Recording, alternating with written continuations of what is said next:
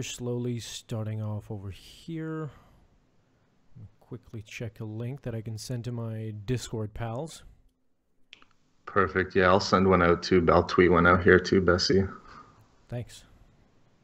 No problem. And where can I get the link to it? Cards. So, Lucas, Diego, hello there, my friend. Lewis, as always, Scotland is #1. Burlock and Alex Cook. Thank you, dudes. Thank you so much for joining the live stream, or the podcast, I should say, today. What's up, guys? Thank you so much for joining us today. I am joined on the podcast today by SWRamblings, Andrew. Welcome to the podcast. No, thanks for having me. No problem. And we have another guest, SWReadingClub. Thank you, SWReadingClub, for joining us today. Yeah, not a problem at all. Thanks for having me on again, Bessie. I know this is a joyous occasion, but it's going to be a debatey one, to say the least. We are discussing and reviewing in our capacity the Last Jedi. So we're basically, I have seen it twice. Glenn, have you seen it twice, or you said you didn't? I haven't, just once at this point. Right, so Glenn has seen it only once, and Andrew is actually going to see it for the third time in about 40 minutes. He's seen it already twice. He's going to discuss it with us, and in about 40 minutes he's going to be AFK, away from keyboard. So yes, with that, I'm going to ask Andrew, what are your thoughts on The Last Jedi? Well, the couple that I've managed to pick out of the emotional soup that has been my brain since Thursday night. I know I absolutely loved the film. There are, now real quick, just as a caveat, there are tonal issues and there are pacing issues, especially in the first, I would say, about hour up until we got past Canto Bight, really. There wasn't, like, there were some really great moments, character moments and stuff, but the pacing, it didn't feel like it was building any sort of what I like to call emotional momentum. In the, you know, each Star Wars movie kind of has like a resounding theme that it builds towards. Sure. A New Hope, it's about hope, and even Rogue One, you could say that tried to build emotional momentum towards hope. I would even say that like The Force Awakens, even though it got like frowned upon a lot, like it still had that sort of a recurring theme, as you're saying, like it had an identity or something like that. But sure, go ahead. But it didn't start building any emotional momentum until after Canto Bight for me. It was I would say Attack of the Clones good, which is okay, it's Star Wars content, whatever. But nicely honestly, put, my friend. Yes, but man, everything post Canto Bight, everything, especially like all the crate, like the entire crate sequence is. And the throne room scene, and I'm not a loud person in the theater. I am always extremely reserved and focused on absorbing the movie in the theater. I couldn't be quiet watching this movie. Everything from Holdo's hyperspace charge to Leia using the Force to you know, the quote death unquote of Luke, the broom boy, the when Rey was lifting the rocks out of the way of the Resistance. It's just. Can I quickly interject and say something that that was the first alarm that went off for me. You could say that like my first alarm would be Poe, the joking scene with Hux, even though like it's fun and quippy. This is the problem that Disney, I don't think they're getting it, or I'm not sure if the directors themselves are hamming it in, or is Disney saying this is mandatory, we need to have a recurring theme in Marvel and in Star Wars, and every single movie we're making, we need to have this quippy dialogue, sort of funny thing. For one, that was not Star Wars at the very least, like nothing resembling Star Wars. You have banter, yes, but that was not really banter. I have never in my life I would have never imagined somebody, some other Star Wars character telling another Star Wars character, "We have a message for your mother." That's just playground humor, to me at least, because people say that, exactly, that there's humor in the original trilogy. Of course there is, but that's adult humor or sarcastic humor or something along those lines. This is playground humor. This is Rebels humor, Ezra humor. So we're like, you can't put that in a major Star Wars film. Like, I have a message, or Leia has a message for your mother. I don't know which one was it, but it doesn't even matter, because it's just, I saw that and I was like, alarm, boom. I was like, I hope they don't. We know Poe Dameron is gonna be quippy, he's gonna be funny, but maybe they will move on from this. Okay, we understand. At the first scene in The Force Awakens, he like it's a recurring theme with him now, that like he confronts the bad guys and he jokes around with them. So with Kylo Ren, he's like, who talks first? I talk first, you talk first, whatever. Ha ha ha.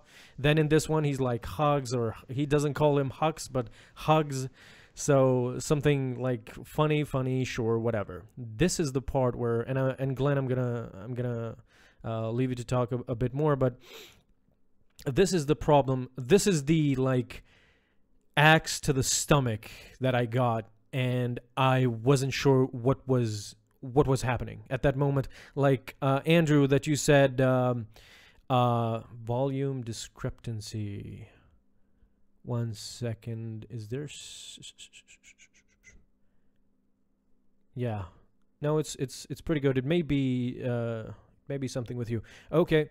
So the axe to the stomach that I really got, and the alarm went off in my head. I was like, I hope they don't. This is mind-boggling. Is the Skywalker lightsaber? So basically, it's this monumental thing. The Skywalker's lightsaber, to me, I would say for Star Wars, it's sacred. It's basically the C-3PO R2-D2 of lightsabers, I think, because the only movie we don't see the Skywalker lightsaber is Return of the Jedi. Every single other movie. No, Phantom Menace, Return of Jedi, no Skywalker lightsaber. Other than that, we see the Skywalker lightsaber in every major Star Wars film. Then, even leaving off that, like, whatever the case may be, maybe for somebody is not that important. I get it. But if we move on to the other thing, The Force Awakens leaves off with this monumental scene and this gigantic moment where Rey, without talking, beautiful scene, without talking, nobody says, "Who are you? What are you doing here?" No, nothing like that. She stops. He turns. Rey gets her lightsaber, gets the Skywalker lightsaber out, and extends it to Luke as a symbol of "come back." And you could. If you see The Force Awakens, if you see that scene again, because they removed it in The Last Jedi in the beginning, but if you see The Force Awakens again, that particular scene, Luke is teared up. His eyes are all red and teary. So this is an extremely big moment in the Star Wars like saga, I would say. And the result of that is Luke takes the lightsaber and throws it. Yeah, see. Oh, sorry. Go ahead, Bessie. I was just gonna say that when that happened, like Andrew just said, I'm a pretty when it comes to Star Wars. My God, am I focused? Like I don't want to even talk to anybody. I just want to watch the film. When that happened, I'm sure, like I said, what the f just happened at least 10 times. the scene went on, and I was still saying, and I was still looking around to my wife and to my friends and everybody, like we went as a group, and I was like, what the hell, what happened? I'm sure I said it 10 times, because at that time I was shell-shocked, completely shell-shocked. And what's worse is that it went on to be that recurring theme when it was just very intense scene, boom, humor. Very intense scene, boom, humor. And it was kind of wrecking it for me. But Glenn, go ahead. What did you think? Well, I mean, to be honest, I went along for the ride on both scenes that you guys are talking about. Like I have to admit, I did laugh at both. However, I have to agree with you guys that it just the humor part, and more so with the back and forth between Poe and Hux, it just seemed like it was just such poor timing, because we get the opening crawl, which suggests to us that the First Order has done a great job of starting to like infringe upon New Republic territory at this point, and we get them finding the Resistance base and apparently going to be taking them out. And then at this point, we get comedy, and it just takes the urgency out of the entire scene. I mean, it was funny because, I mean, there is comedy in Star Wars, but it just seemed like at these times, right at the beginning of the movie, it was just tonally, it just set it up for like, okay, well, if Poe's not concerned, then I'm not too concerned here either. Nonetheless, that he's facing the First Order dreadnought for the first time that we get to see. Yes. I don't know. I just like, we're buying one starfighter taking out all of those point defense turrets and things like this. It just seemed like there was absolutely no urgency until the bombers arrived. But even then, it's like, I think we know where this is going to go. Kind of. The moment has passed. I mean, I would have rather preferred an Empire Strikes Back. Okay, now we're seeing the military might of the First Order at this point. The Luke aspect with throwing the lightsaber, I could have bought a bit more, I guess, if it paid off a bit more in the end. But like you were just saying there, Bessie, it happened, and I don't know if we if we got the payoff from that moment that I was expecting. To me, absolutely not. Like, that's not Star Wars. Absolutely not. That's not Star Wars. That's Marvel, but that's not Star Wars. Absolutely not. Like, I can't really. I should have recorded myself, because I still like remember not. I was outside of my body. It was an outside of body experience at that time when he threw his lightsaber. Like, it was an out of body experience. I couldn't believe what I was seeing, and unfortunately, it went on to be a bit like they couldn't go further down than that. So it went on to be a bit better, I guess, but it was still like, if we go a bit further down the line to the film, we have this. We have the death of Snoke. Nobody expected that. Like, I for months I was joking around, Last Jedi spoilers, Snoke is dead, without even like joking around, because no way Snoke was gonna be dead. Snoke is dead. Great. Like, you want to take the storyline to another level. There is a lot of discussion about that we're gonna have now, but what happens is Snoke dies. And the next scene is Hux at the throne room. And there's the face of Snoke. Doesn't really seem dramatic. It seems comedic, because it seems like a corpse. It seemed comedic. Yeah, his tongue is out, and he seemed like a Tongue puppet. is hanging out. Exactly. After that, it shows the lower body of Snoke, and Hux is looking at it, and it just falls over. Boom, boom, and it's just it's a ha moment for the death of one of the biggest villains that was supposed to be one of the biggest villains in Star Wars, and it's a ha moment. Can I just interject real quick on the Snoke thing? Okay, number one, I think that we got that not necessarily just as a humorous moment, but also because George Lucas was insane and brought Darth Maul back in the Clone Wars. He wanted to make sure that we knew that he wasn't coming back. He didn't want to leave anything open for that. Because Maul got cut in half too. Number two, honestly, I found it amusing because I am pro. If you know the infamous sticker, I guess, but the infamous sticker of "Your Snoke theory sucks." Sure. I am very much pro that sticker because I'm going to be totally blunt. A big problem with the Star Wars fandom is expectations. And I had that problem with Rogue One. Rogue One was a massive disappointment for me because I walked in there having a ton of expectations. I expected, a grand charge that we never got. I expected, us to not have any sort of themes of destiny about it, whatever. And I was disappointed because that's not the story that they wanted to tell. And a lot of the complaints about The Last Jedi for me that I'm seeing are. I know what you mean. I absolutely understand what you're trying to say. Like what you did now took an example of Rogue One is the perfect example. So they all the time they reference that Rogue One is not going to be Jedi, Sith, is not going to be Skywalker family, nothing to do with that. It's a separate movie. And of course, like people went into expecting something that wasn't there. Sure, I could agree with you that this is the main episode. But without even saying that this is the main episode, see, most of the internet that I'm seeing out there is Disney ruined Star Wars, and it's the storyline. You cannot really emphasize that like Star Wars is ruined, but you haven't seen Episode 9 yet. So just chill out, wait a bit. We're going to see Episode 9, and maybe like that's going to be the cap to all this situation. Maybe we're going to find out why this happened like it did. So, of course, I'm going to wait until Episode 9. But Andrew, my biggest issue that I've been talking about for almost half an hour now is the humor. That's not Star Wars humor.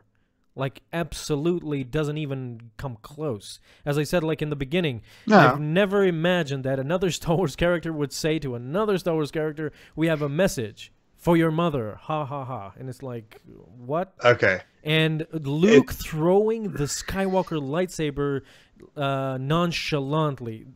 Leading up, the ending of The Force Awakens was a big waste then. Like, it's...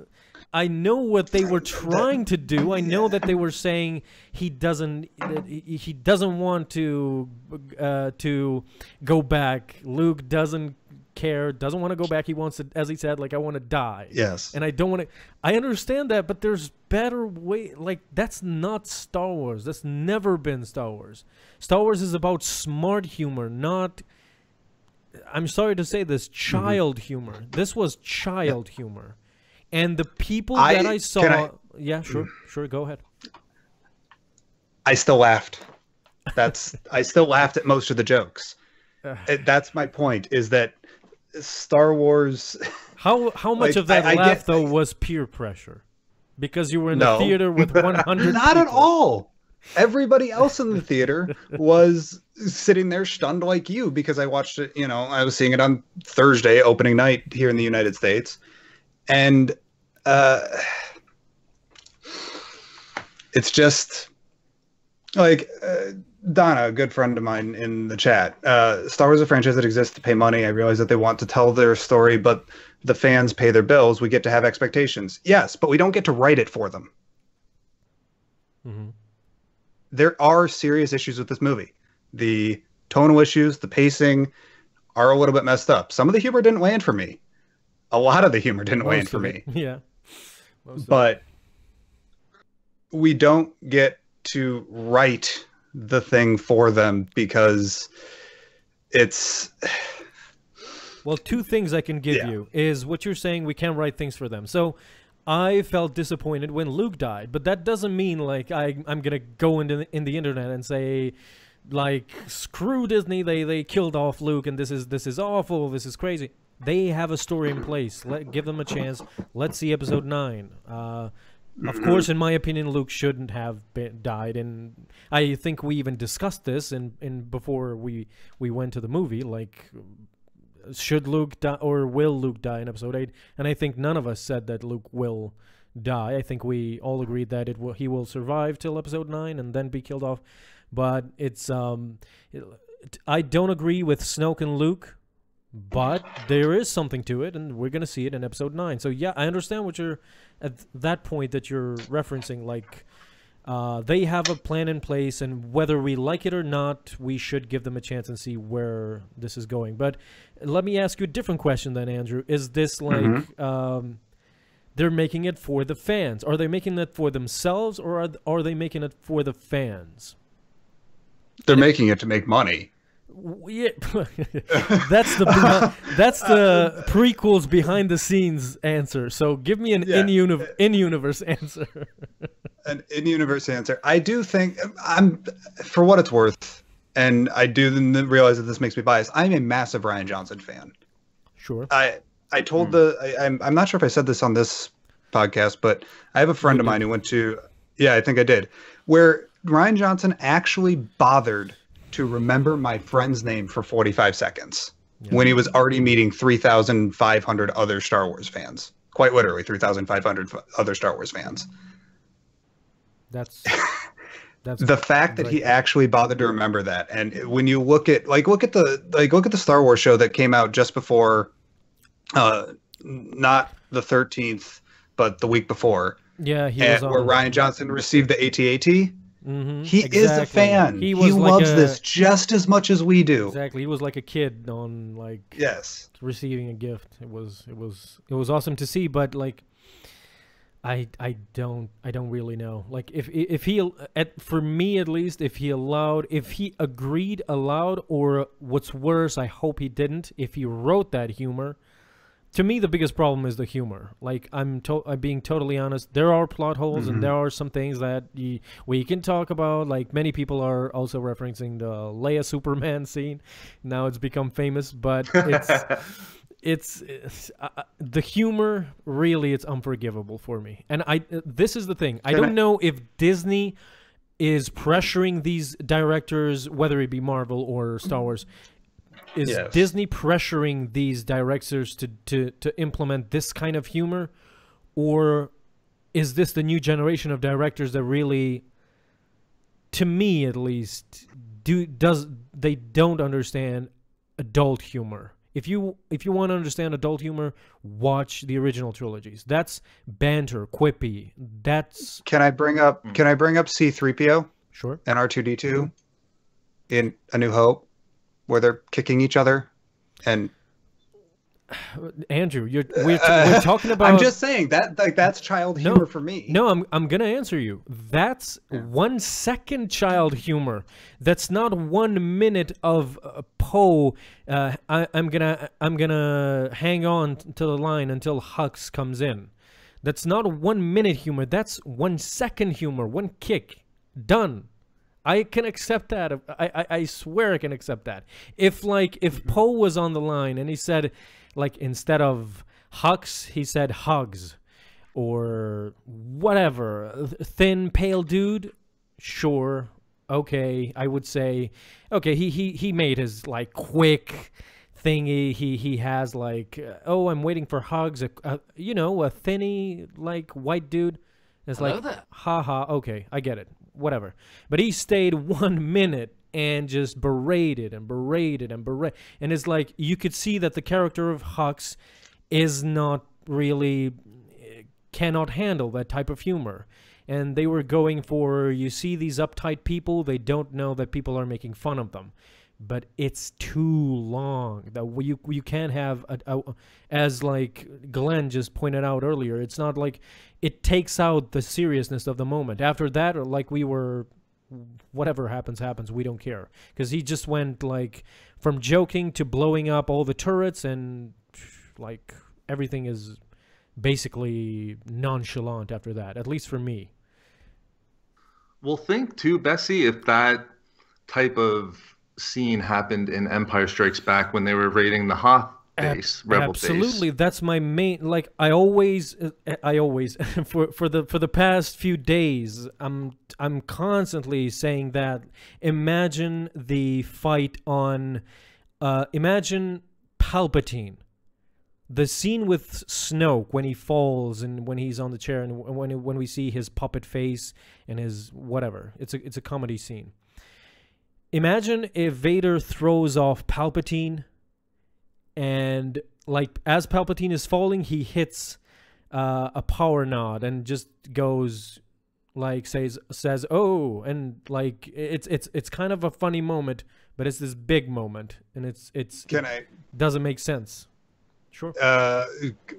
Palpatine getting knocked over his desk and then falling on his chair ass up in Revenge of the Sith. That is unintentional humor. That's not intentional humor. No, that was intentional humor. That had to have been intentional. There's no way you put that shot into a movie without that being intentional. George Lucas prequel. Yeah, okay. Yeah, you're right. I underestimate George Lucas prequel, but still.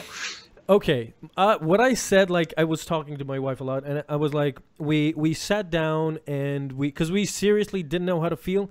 My wife, of course, liked it much more than, I liked it too, and it left me an emotional, like, it was an emotional roller coaster, but for me, the humor was just, it was so cringy, and what I gave an example to her was, what if, it's the scene on Empire Strikes Back, and it's Darth Vader revealing to Luke, I am your father. So if Marvel had done that scene, Marvel would be like, Luke, I am your father. And Luke would be like, really? Yes, I am your father. Stop lying. But The Last Jedi didn't do that, though. Search your feelings, Luke. I'm not lying. Search your feelings. No. And it would be like this elongated comedy scene, and we would go from comedy to seriousness in a split second, which I don't know. I accepted all the wink winks and the comedy bits in The Force Awakens. I honestly think J.J. Abrams did a better job of at least the humor. Like, I liked the humor in The Force Awakens much more, because it was secondary. On that I agree with you.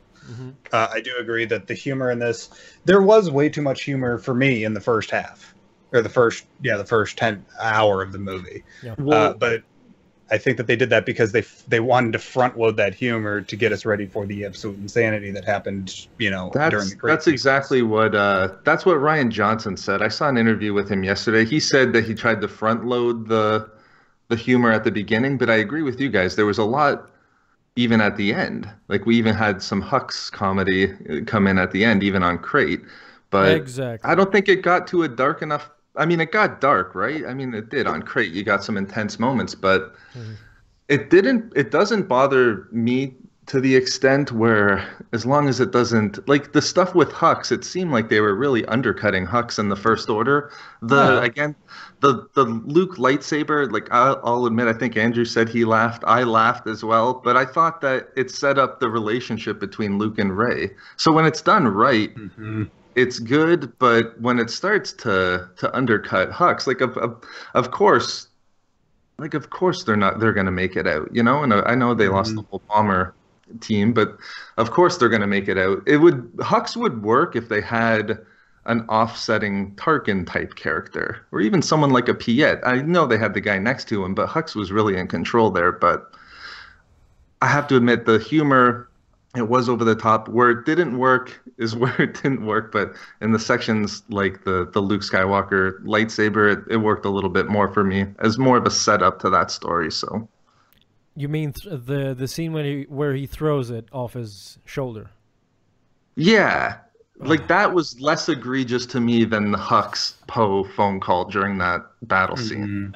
See, now I don't know. I don't know what to say. Just to defend the Hux Poe banter, I guess you could call it that, trolling. the Poe trolling Hux. I took that as it was Rian Johnson signaling us, going, "Yeah, this ain't your daddy's Star Wars." This ain't your daddy's Star Wars, but by the way, Snoke is gonna die, Luke is gonna die, and we're gonna have this crazy emotional film. Yeah, exactly. That's kind of crazy to me. Like, how can you people, I swear, not the first viewing. The first viewing was, I think all of us in there were kind of we were on the same level. Like, it had this humor, but we were too focused. And there wasn't like a voice in the crowd. Like, nobody was shouting, nobody was talking, nobody was laughing either. And the first viewing went perfect for me. I just didn't like the humor. What happened the second time I went in, and this is when I confirmed that the humor is the worst thing about this movie. And I've been talking for humor, but you have to listen to this. The second viewing, I go in, and there's these guys behind me, a group in front of me, like 2 rows in front of me, and I guess a bunch of others, but I could hear them mostly. The first viewing, I didn't even realize that there were so much comedic things in this film, because I was focused in the film. The first viewing, nobody really laughed that much. The second viewing, every 5 minutes, people were laughing uncontrollably. I'm talking uncontrollably. One of them choked on his Coke. So it was that bad and I think it was the scene when Luke throws the lightsaber, because he just lost it at that point. So people were laughing uncontrollably every 5 to 10 minutes in this film. So then, by nature, by calculations, you tell me, is this a space opera, a serious Star Wars film, a darker Star Wars film than The Force Awakens, or is this a comedy? Because people were laughing every 10 minutes. That's what a comedy movie does. It makes you laugh every 10 minutes or every 5 minutes. People were laughing every 10 minutes. Yeah, see, I don't know. See, it sucks that I'm only on my first viewing here, because I was kind of out of my seat, probably not as focused on the humor the first time around. But I don't know. I don't know how Andrew feels, but I don't know. It just didn't bother. There was too much of it, I would say, at certain points, but I think there was other things that bothered me, with the humor aside. Yeah, when it comes to the humor, yes, there was too much of it, especially in the first hour. But it doesn't take away from the serious, heavy parts of the film for me. Like, for example, when Luke brushes off his shoulder. Right. Oh, yes. Like that, like the entire theater burst out laughing about it. And those are But things it's that I can still- accept. The wink to C-3PO, the brush off shoulder. Those are things that I can accept in a Star Wars film. Like, it's quick, it's interesting, and it's smart, really. But as I said, like, not things. I would even accept throwing a light. I'm not advocating don't throw lightsabers. Like, you can throw a lightsaber if it's comedic enough. But not the lightsaber of your father and yourself that has all this history in between. And it literally ended The Force Awakens. This lightsaber ended The Force Awakens. You can't throw that down for the porgs to play around with. That's I don't get that. That's my main complaint. Yeah. Yes. See, now, sorry, I think, go ahead, Andrew. yeah, I think to defend the lightsaber moment, a lot of people, just real quick, a lot of people are pretty upset with the way that they characterized Luke. And I get that. I understand where people are coming from on that. But I just want to point out the difference in between Episode 3 Yoda and Episode 5 Yoda. Yes. Yeah. Very true. Very true. Yoda is a completely different character. Sure.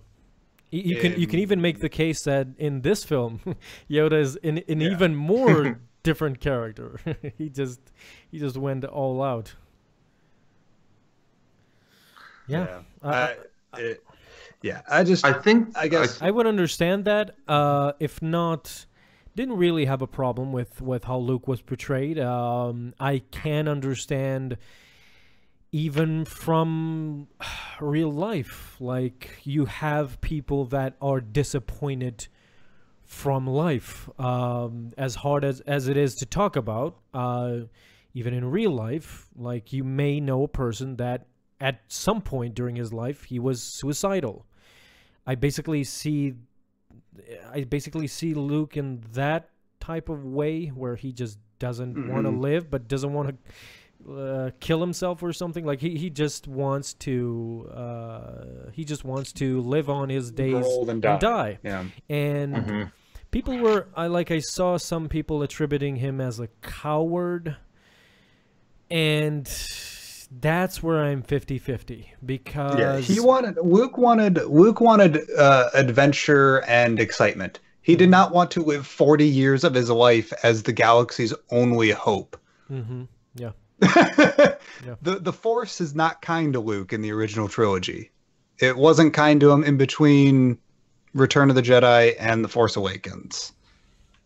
The galaxy has not been nice to him. You can argue the Force isn't nice to anyone. But that's true too. Force don't care what you think. Luke did get the short end of the straw, but it's this notion where Luke would not confront Ben and Snoke. That's the notion that people are struggling with the most, and I'm really 50-50 on it. I understand the half of the argument. I understand why Luke, as I said previously, like I understand that state of emotion that like Luke is in. He doesn't want to exist, basically. And he just gave up on everything.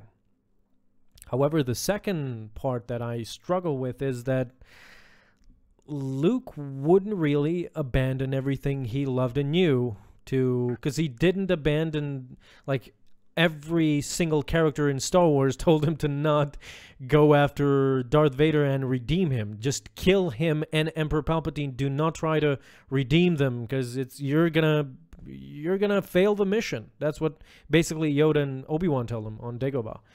And he still does not abandon his father to the point of death. He actually surrenders to Palpatine, where he gets electrocuted until his father saves him. So by that point of logic, to go from that to I don't care anymore about my sister, my nephew, my best friend Han Solo, everyone around me, my students, or the Jedi Order, or the Jedi teachings, or the light side, or the dark side, or the Force, I don't care about anything. And that's the part where I struggle with a bit to understand. How do you go from that to that? I don't know if I can sympathize but not empathize. But with that, unfortunately, as much as I'm loving this discussion, I have to fly. I've got a 45-minute drive to make a movie in 55 minutes. Absolutely. So drive safe. Enjoy your viewing, Andrew. The third viewing. Thank you so much. Do I envy you? This is going to be nice. See if you can catch some Easter eggs or tidbits. Real quick, Gareth Edwards has a cameo in Last Jedi. The dude that touches the salt and then tastes it. Look at the dude on his right. Okay. Yeah, there's a guy in the trench that's Gareth Edwards. I think there is somebody famous who voices the character on Canto Bight that talks to the police, that tells them these are the trespassers. Oh. The sort of southern accent type of character. Yeah, I recognized his voice, but I don't know who it is. It's definitely somebody famous. We have a Daniel Craig moment here, but I don't know exactly who he is. So it will probably be revealed. I'll keep an eye on it. Thank you. All right, have a good one, Andrew. Have fun, Thanks. dude. You guys have a wonderful one. You too, bro. Thank you. Bye. Bye. Can I ask you too, Bessie? See, I don't know if it was so much that Luke didn't care about any of those things, like he didn't care about Leia or Kylo. Right. I think it was more of an internal not trusting himself. Like the fascinating thing, and this is coming from the guy who for months was saying like, oh, Luke might be at a low point in this one, but yeah, no, he's going to figure it out. He'll come up with a new conceptualization of the Force and deal with the First Order eventually. So it did not happen the way that I saw it, but I don't know if I saw it as him not caring, but just so much as he didn't know where to go after what he had done to Kylo. He didn't trust himself at that point, and I What think more so he was scared to do anything. That he just completely disconnecting you from the kind of Force. hit it. You kind of hit it in the head right now when you said scared. That's the main problem that people Yeah. have, because like he has never shown an ounce of being scared ever, and he's a Jedi master basically. He has the teachings of Yoda and Obi-Wan, and I don't like. I'm not saying the Jedi have no fear. I'm not talking Jedi Order Jedi, but I'm talking even the new Jedi Order with Luke. Fear, I don't really know if it exists, probably, since he even says that I feared the future of my nephew. So in a brief moment, it came to me that I should kill him, but it passed. But by then it was too late. So I don't know. People like I'm 50-50 on it, that like it's either cowardly or I understand his aspect of leaving everything behind, but there was too much at stake for him to be like, I don't care about anything. And to your point where you said he just wanted to vanish.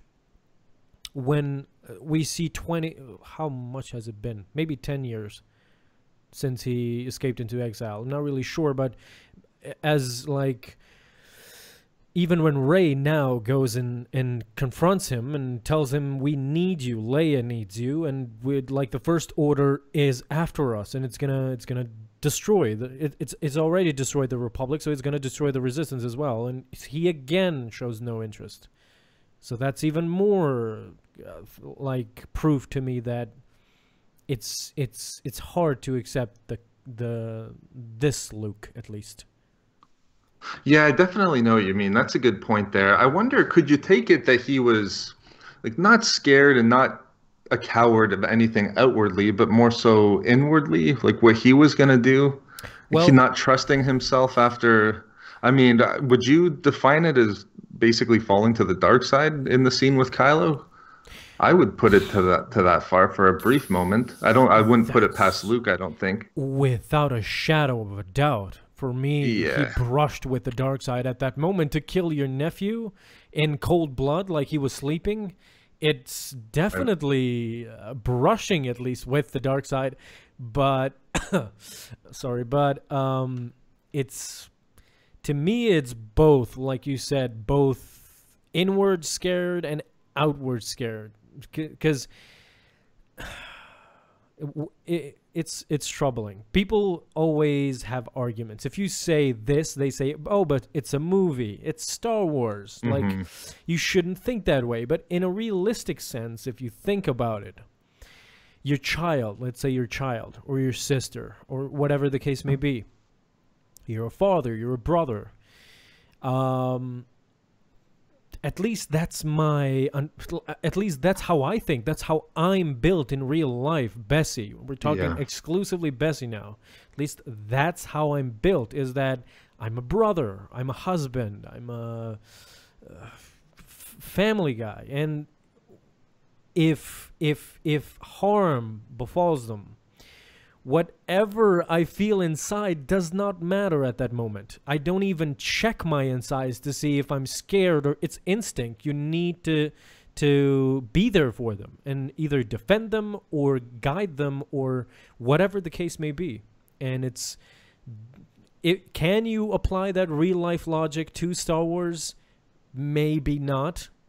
Because people will say, even if you ask Rand Johnson, I'm sure he will say, well, it's Star Wars, it's a movie, you can't really say that. But to me, realistically, it's like, yes, you are doubting yourself, you're scared, you got all of your other Padawans killed via Kylo Ren. You disappointed your sister, which like lost her son. I understand all of that, but it's It's an instinct that should come from inside. Whether you feel scared or disappointed or depressed or you're procrastinating or whatever, this is a real life lesson. Whatever you're feeling inside, you have an obligation, and that's, to me at least, I view life that way, that it is final. It doesn't really, when push comes to shove, you need to react or act, not pull into your shell. Yeah, that's a good point. And even I like how you're saying applying real world to the films, but even if you look at, I mean, and we were talking about it earlier, a lot happens. Like, look at the difference between Yoda, between trilogies. This is a different Luke, but we do know that Luke also, just on the topic of not giving up on people, family, like the guy risked everything to save Vader, which is one of the things I love most in Return of the Jedi. So not only that, but the character has a track record of not giving up in that sense. But I don't know, just maybe we can put it to the fact that it's just a different Luke at this point. He's gone through more experiences that tell him maybe at this point he has to just disconnect completely. But see, one of the things is I do see that in regards to Luke, that he was a coward, or he should have been the one to confront Kylo and Snoke. But the other thing that I see has really bothered Luke was that he was the one that screwed everything up. Like, I see a lot of people say Luke deserved better. He shouldn't have been the one that pushed Kylo away necessarily. It should have been more of Snoke pulling Kylo towards him. So that's the other main criticism I see with Luke. Exactly. And now I fully understand, because many sort of interviews, at least not the official interviews, when like he's promoting either The Force Awakens or The Last Jedi, he doesn't really go ahead and say that he doesn't agree. Like, it's promotional, so he's gonna be positive. Yeah. Like, he's gonna say, oh, this is a fantastic role, and it's a great movie, and it's Star Wars, and we love it. On some side interviews, I think many times I heard him say, the first time they showed me the direction of the character, I did not agree with it. Mm-hmm. And now I understand why. Simply because they scapegoated him to me, in a sense, they scapegoated him in this movie to push the new generation and the new storyline and the new Jedi, basically. So it's like not the Jedi per se, but like Force sensitives and such. And it's gonna be interesting to see it move forward. Whatever you want to say about it, it's already done. Luke is gone. His storyline in canon is as it is right now. He died with a shred. He died with a shred of dignity, which I don't like. Well, to say, what did you think? What did you think about that ending? Sorry to interrupt you, Bessie, but what did you think of the whole Luke death ending scene? To be honest, again, that was a shocking moment. Like, mostly what I got shocked was because we anticipated the Snoke one.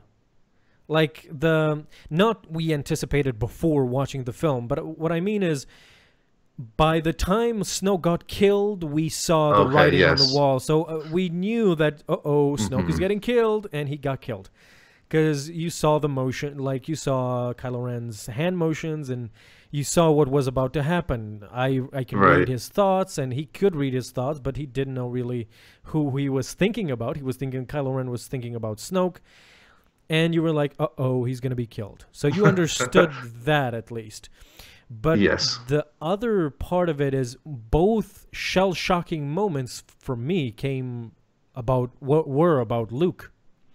The first one being that I spent half an hour talking about. The first one was the lightsaber throwing scene.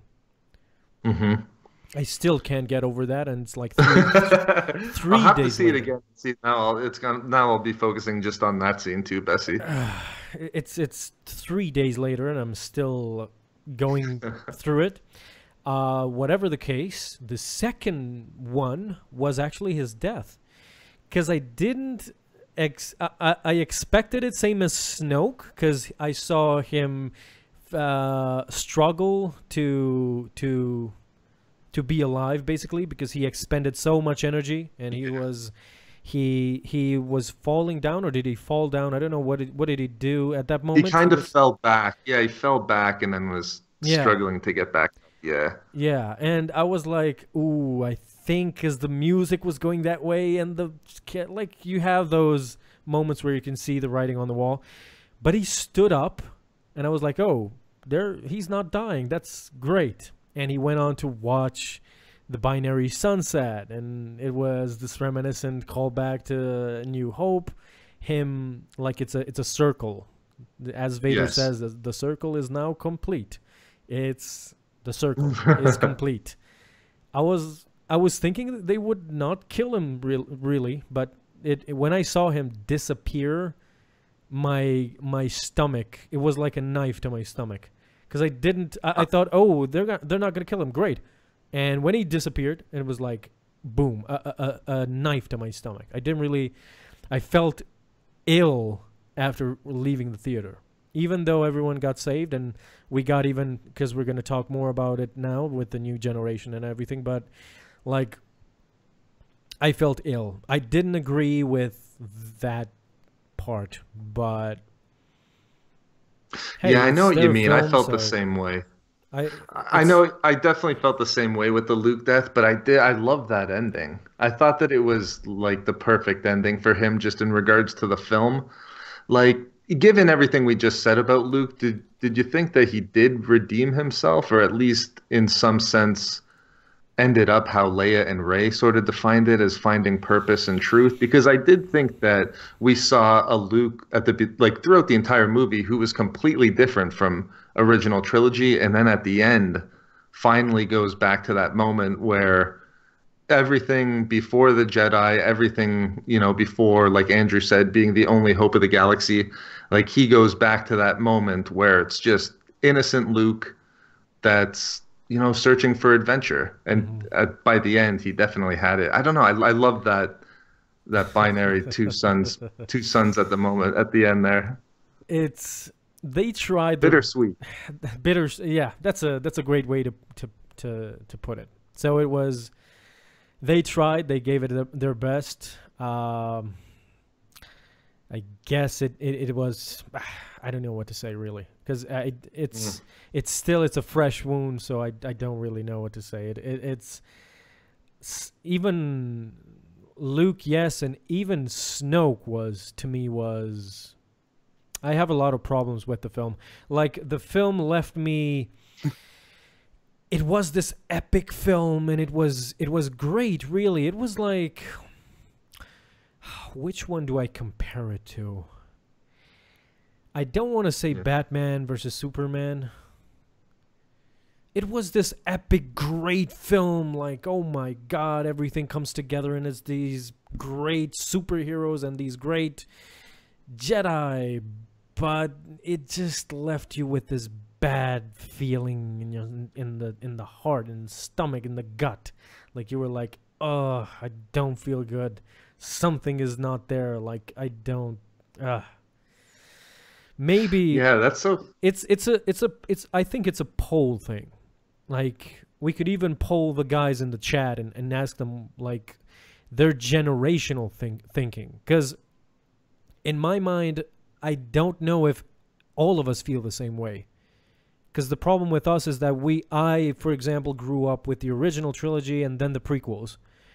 And that's why the humor didn't feel for me, because I grew up with the 90s humor where it was like smart, old-timey humor. It relied on intelligence rather than farts and poops and jokes and falling down. Like, I see today's humor. If anybody in the chat, and you, Glenn, have seen, for example, the newest Ghostbusters, with, like, the female leads, and it's the problem is that all of the controversy was that people don't like the female characters and are jealous, and all males are sexist. And it's like, I'm not sexist. I can't wait for the film. Let's see and boom, the trailer, the most hated trailer ever. And you saw the writing on the wall. This film is going to be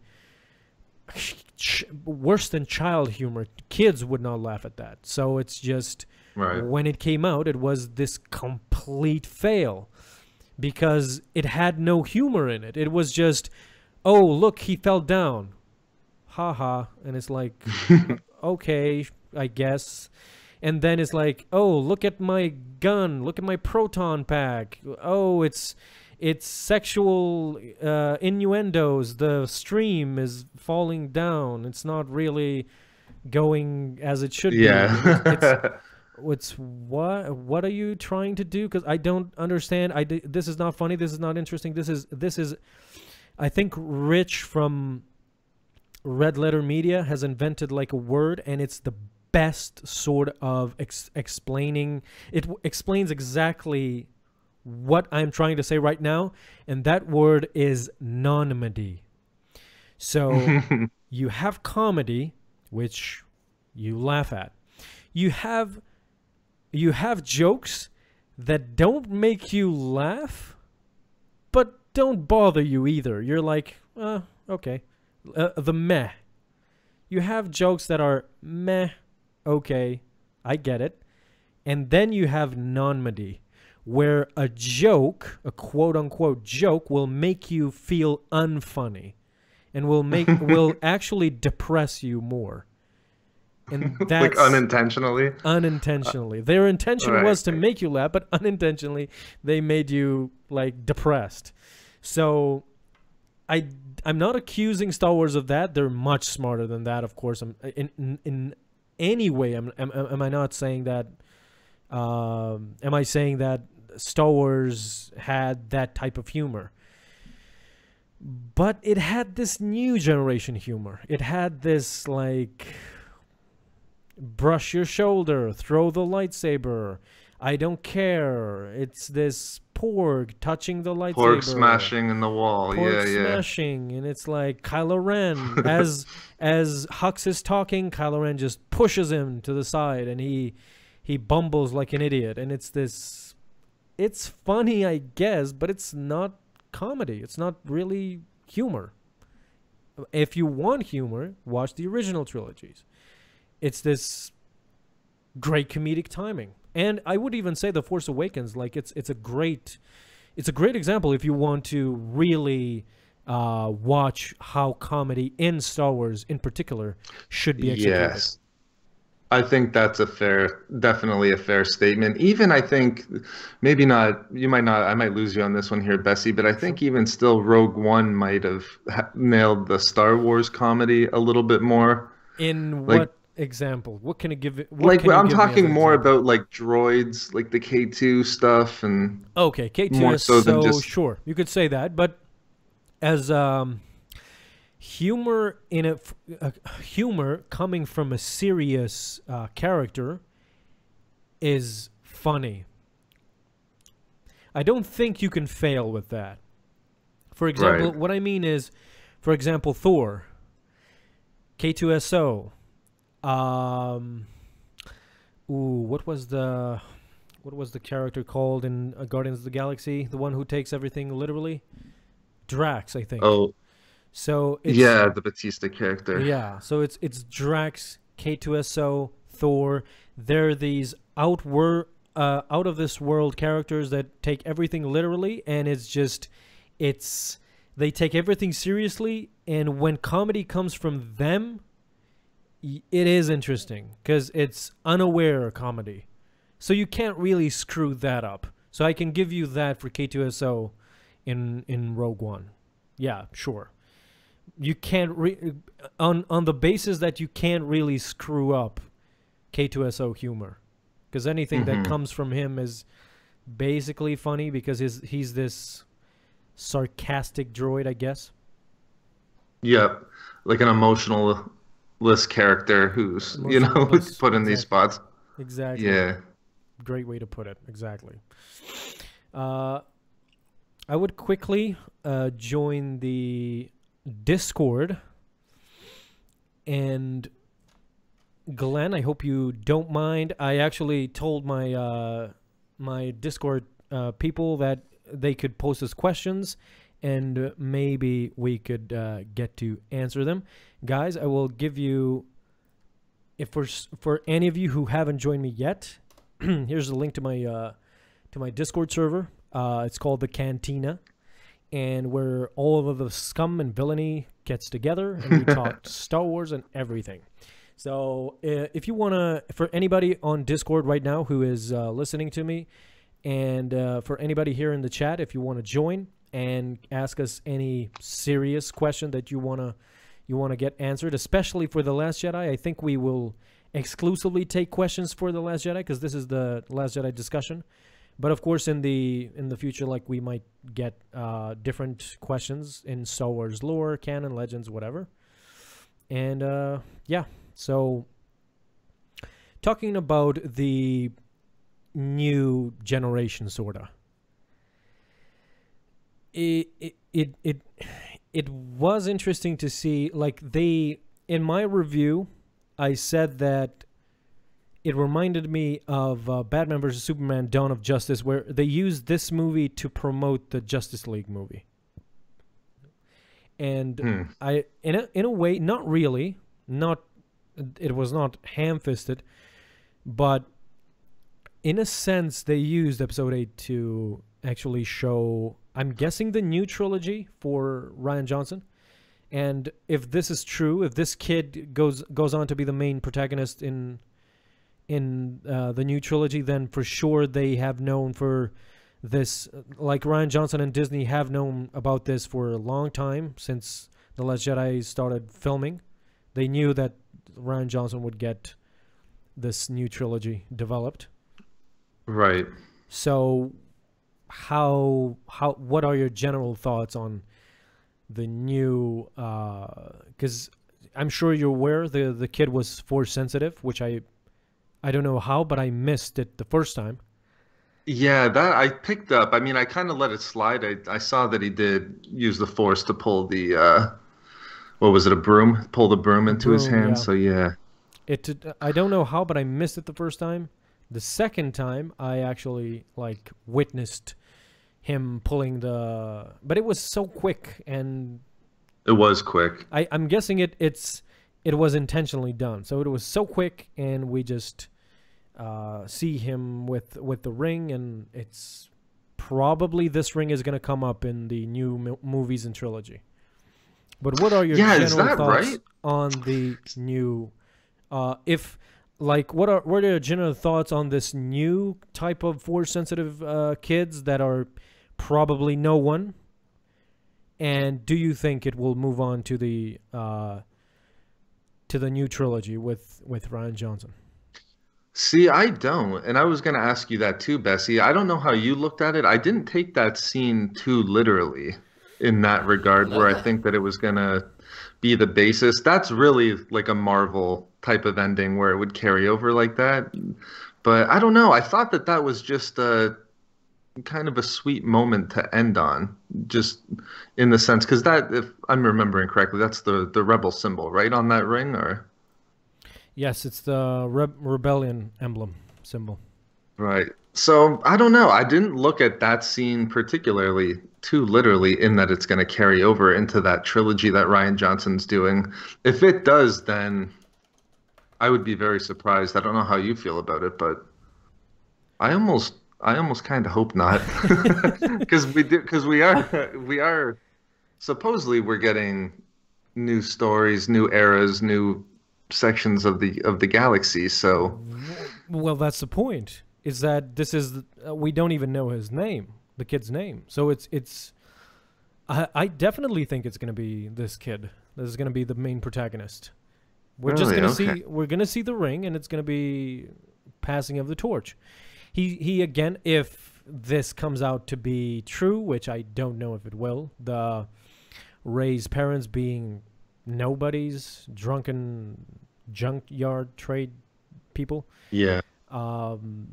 If it really turns out to be true, then why not? Like that kid especially had all of the. It reminisced to me. It reminded me of Anakin, really, like a slave child being force sensitive. like he was even more advanced than Anakin, you could say, because Anakin, even if he had like Jedi reflexes or whatever Qui-Gon says, he didn't really know how to use the Force. He didn't use the Force to get a broom. So at least the kid is at least much more advanced than Anakin at that point. And it reminded us, it has that perfect blend that Disney wants. I'm talking out of universe now. It has that perfect blend of familiarity and newness, I guess. So it has that familiar tone of a nobody, a slave kid like Anakin being tortured and suffering from slavery, and then we see him go to something new. And of course, it's going to be, I think it's definitely going to be this kid, because not only is he a slave, but he suffers. And you see him, there's a scene where the master is, how is the terminology here? He hits those animals with a leash, or what's it called? Yeah, like a whip? Like a whip, exactly. So he hits with an electric whip at that. So it's like he hits the animals, and the kid is actually like tugging at like his arm, and he throws him to the ground. The master throws him to the ground, and the camera cuts to him, and he's like full on angry.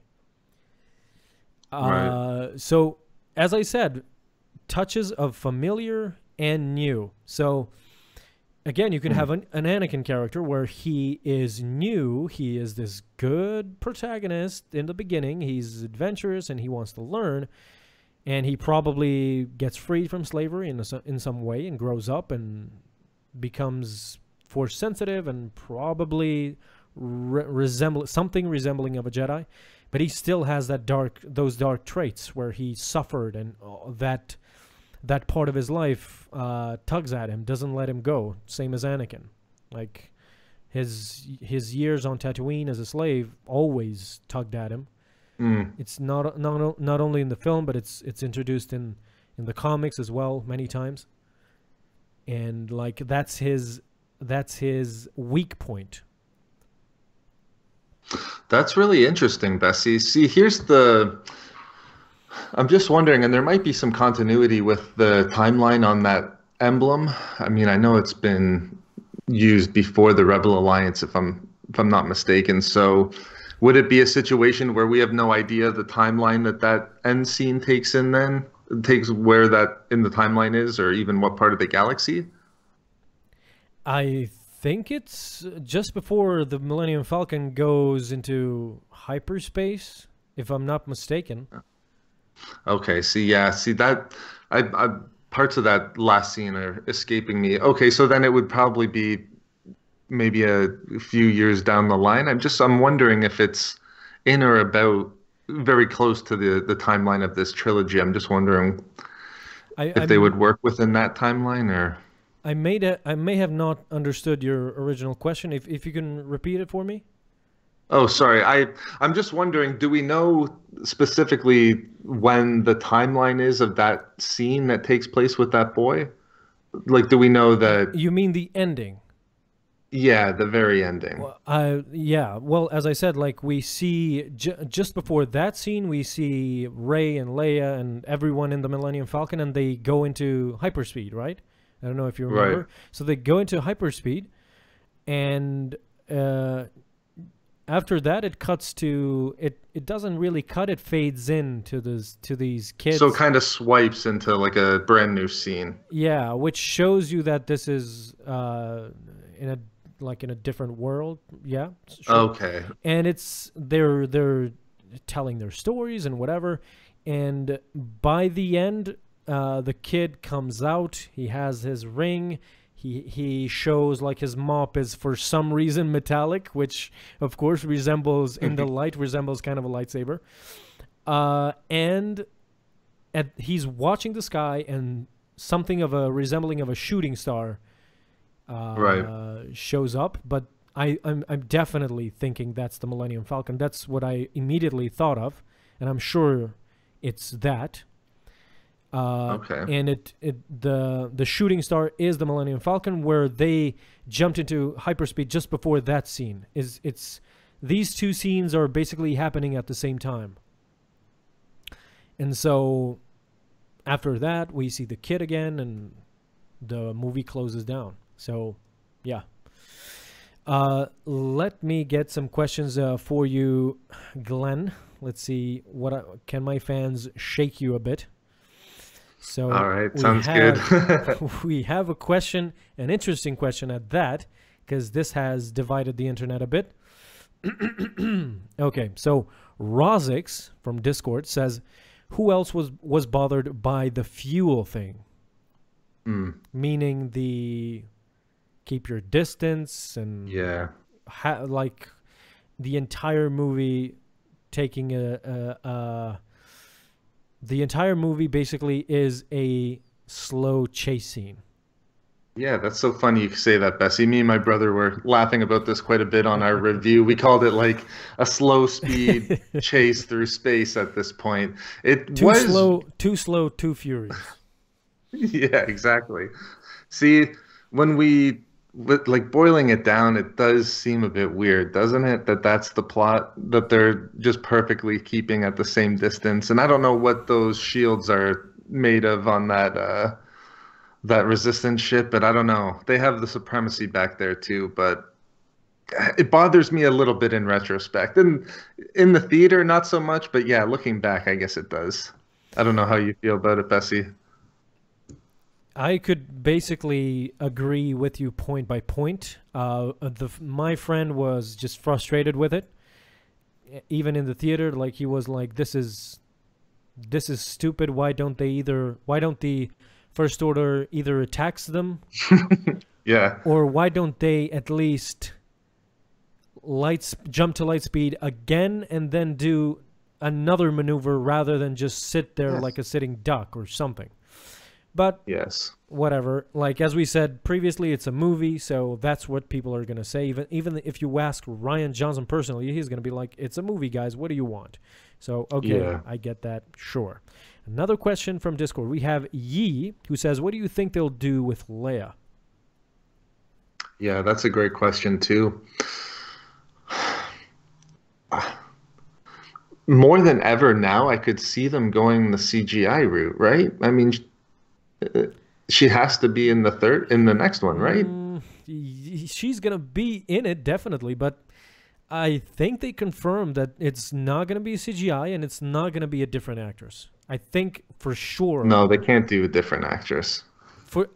They definitely, because when she died, like, all this controversy came pouring out. And because just then the like Rogue One was out, and everybody was angry at CGI Tarkin. So people were like, "Oh my God, they're gonna do a CGI Leia, and they're gonna ruin the movie." Same as with Tarkin. And they specifically, I remember Lucasfilm came out with a statement that said no CGI Leia. Then people started saying, "Oh, so they're gonna hire another actress," and I think they definitely said no other actress will be playing her role. So it's not CGI, not different actress. I think maybe this was a rumor or a confirmation, but I think they're gonna use unused footage from The Last Jedi. Something behind the scenes or deleted scenes or something, or at the very least non-dialogue scenes. So basically she just standing there nodding, doing this, doing that, maybe a line or two where they fit the dialogue or the scene to how she acted in the Last Jedi scene. So I could see that working somehow, and like them implementing that. So I think that's the way they're gonna go by it.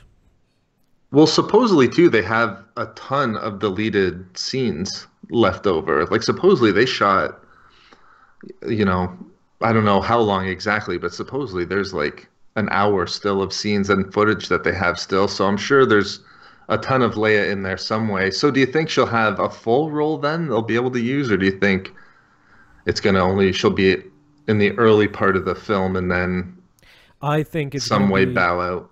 I think it's gonna be in the start of the first act of Yeah. episode 9. I definitely think That's so. what I agree. That makes me feel good then, because yeah, I wouldn't want definitely 100% no.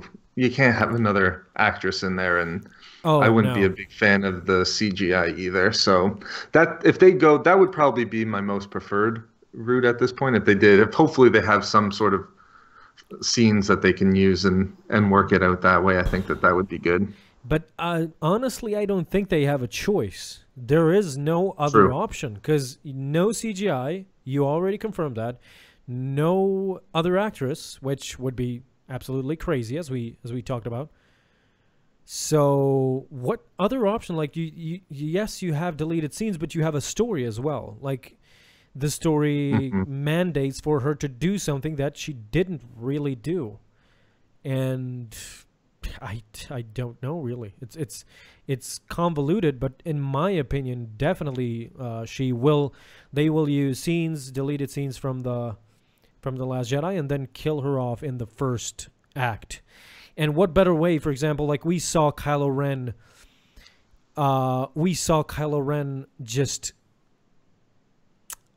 definitely pick a side, I should say. So we saw Kylo Ren definitely implement his personality in this film, where we no longer think he is like this, at least in my mind. Like, I don't think there is any more conflict whether he will be light or dark, because in episode 7 that door was left open, like with the death of Han Solo and him struggling with it. By now I think it's over. I think we definitely have our answer, and I think Kylo Ren is going all in. Mm. Now, whether to fully implement that, if they're going to go that route, I think that Kylo Ren is going to kill Leia in episode 9 if they decide to go that route with Kylo Ren. So if they decide to definitely say that Kylo Ren is it's definitive, he will be he will embrace the dark side and fully go dark, then he must kill Leia, and it serves as a bon voyage to the Leia character.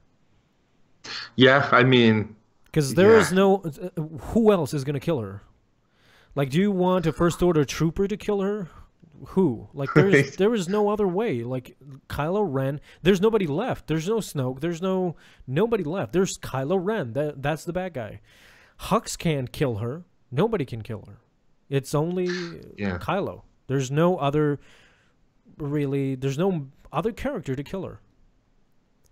Yeah, I don't think Hux can kill anyone at this point, but no, very true. And I think it's a good distinguishing point too. If you did have that a similar scene with Kylo having the choice at this point to kill Leia or not, and then in 9 he actually does, I think then at that point you can say, okay, yeah, this is a brand new Kylo in this one. So I like that. I thought a bit about what would happen with Leia, but it would, from what you're saying there, Bessie, I mean, at this early stage, that sounds about right.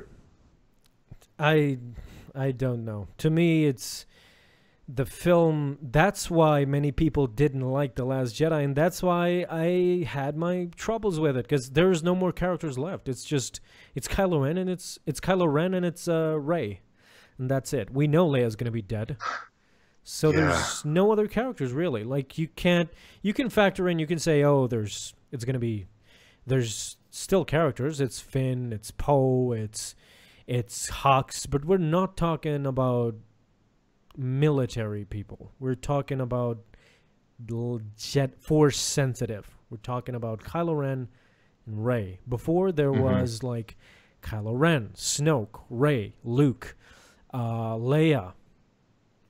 Knights of Ren. I mean, they're still Knights- around, but who knows what's going to happen with them at this point, right? Very good that you reminded me. So what the hell happened with the Knights of Ren? Where, like, after leaving, I didn't really realize this until I left the theater, And like as I'm going home, I'm like, wait a second, what happened with the Knights of Ren? Because Yeah, well, no mention, no appearance, nothing. yeah, nothing. That's funny you say that too, because I had almost the exact same experience. Like my brother and I were just discussing, well, what's going to be the story of episode 9? And then I mean, is it just going to be Kylo and Rey? And then we're like, well, maybe the Knights of Ren will show up. And then it's just like, well, why weren't they in this one? Where Wait, were they they in still this one? exist? Yeah. Well, I had thought too. I don't know if we know too much about the Knights of Ren. I think you get a bit of their backstory in the Aftermath trilogy, the third novel, but I mean, they could be anyone at this point. Luke had said that uh, Kylo Ren had taken some students Yeah. with him, so I wonder if maybe it's a possibility that perhaps we see the Knights of Ren flourish in the next one under a Supreme Leader Kylo, but. I don't know. That I was almost a missed opportunity, I feel like, in this one too. Oh, absolutely. I think they're gonna be generic bad guy. See, that's the problem. Oof. I apologize, guys. I know, like, I don't want to be redundant. Like, I don't want to be repeating myself all the time and just say negative things. I'm not a negative person. I swear to you, to Glenn and to you, to everybody. I'm not a negative person. I'm not one of those guys who comes on the internet and just hammers down a movie and just narrows it down negative in a negative connotation. But with The Last Jedi, there's like so many things because we have these Praetorian guards blown up to the proportion. Oh, these are something great. This is not going to be wasted as the royal guards. All right, we got Captain Phasma. Come on. Oh yeah, How can you not complain about that? Like, they screwed her in the Force Awakens, and they did the same thing in The Last Jedi. Like, they were like, this time, Captain Phasma, oh my god, she's gonna be awesome. 5 minutes dead. She had a better it's almost more storyline. egregious in this one. Absolutely. In my eyes, there is no question. Like, in my mind, in The Force Awakens, she was way better. Like, better off by a mile. She shows up in the final 20 minutes of the film, for crying out loud. Yeah. In The Force Awakens, we got her right from the beginning. Like, we saw her on Jakku, on the village. Then we saw her aboard the... That's right. Annihilator? Finalizer. Finalizer, exactly. So we saw her aboard the Finalizer and Jakku Village and That's right. Starkiller Base, and we got like in this one and this is my point. I'm sorry about rambling, but this is my point. What I'm trying to say ultimately is this: Praetorian Guards, Captain Phasma, Black BB-8.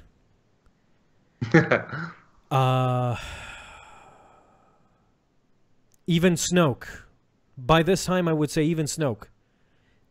In the end, every one of those characters came out to be gimmicks.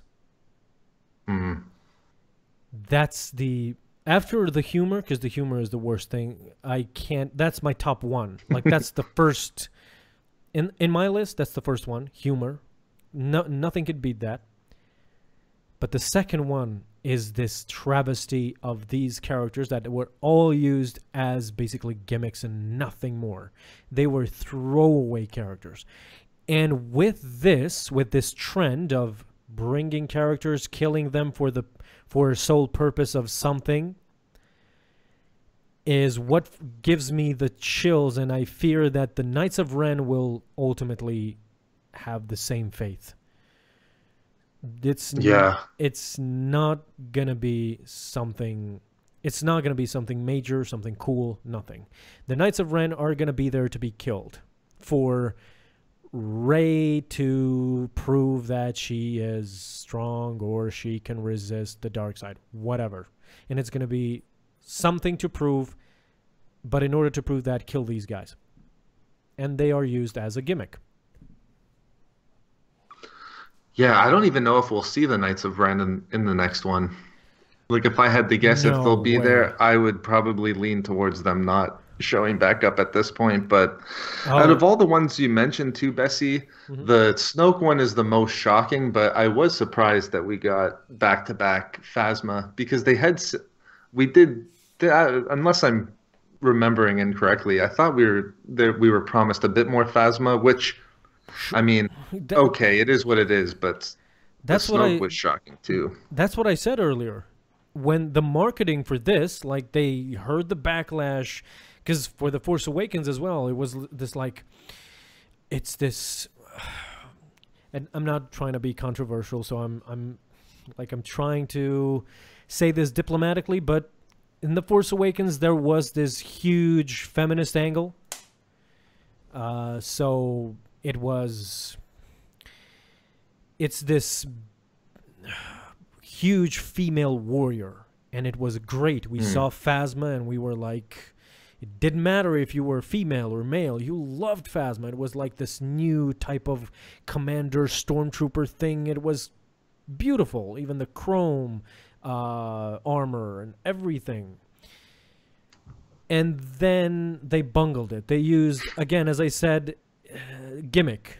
Like she was there to lower the shields, and it's literally back to the garbage. It was just go to the trash compactor. Yeah. And it so the marketing, I remember the marketing for The Force Awakens was Captain Phasma, the new commander, and it was like and plus the feminist angle, it was like she's a strong female character. Right, okay, great. Let's see her. Nothing. Empty. Okay.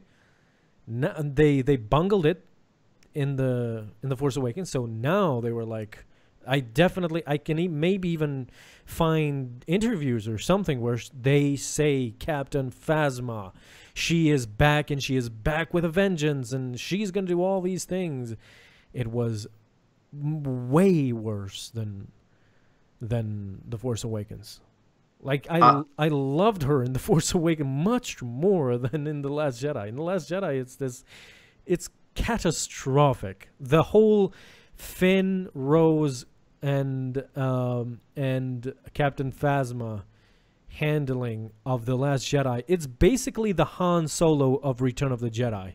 It's this character who just sits by, doesn't know what to do, and it's like people tell him what to do and he does it, but he doesn't really know what to do. And it's that feel for me. It's like Finn should have stayed in a coma because there's no this whole thing with it. It was again a gimmick to introduce these new child force sensitive on Canto Bight and maybe have this glamour of, oh, look at this cool planet, Canto Bight. Nothing was achieved with that plot line. Nothing. DJ in the end betrayed them, and it was like they didn't turn off the tracker.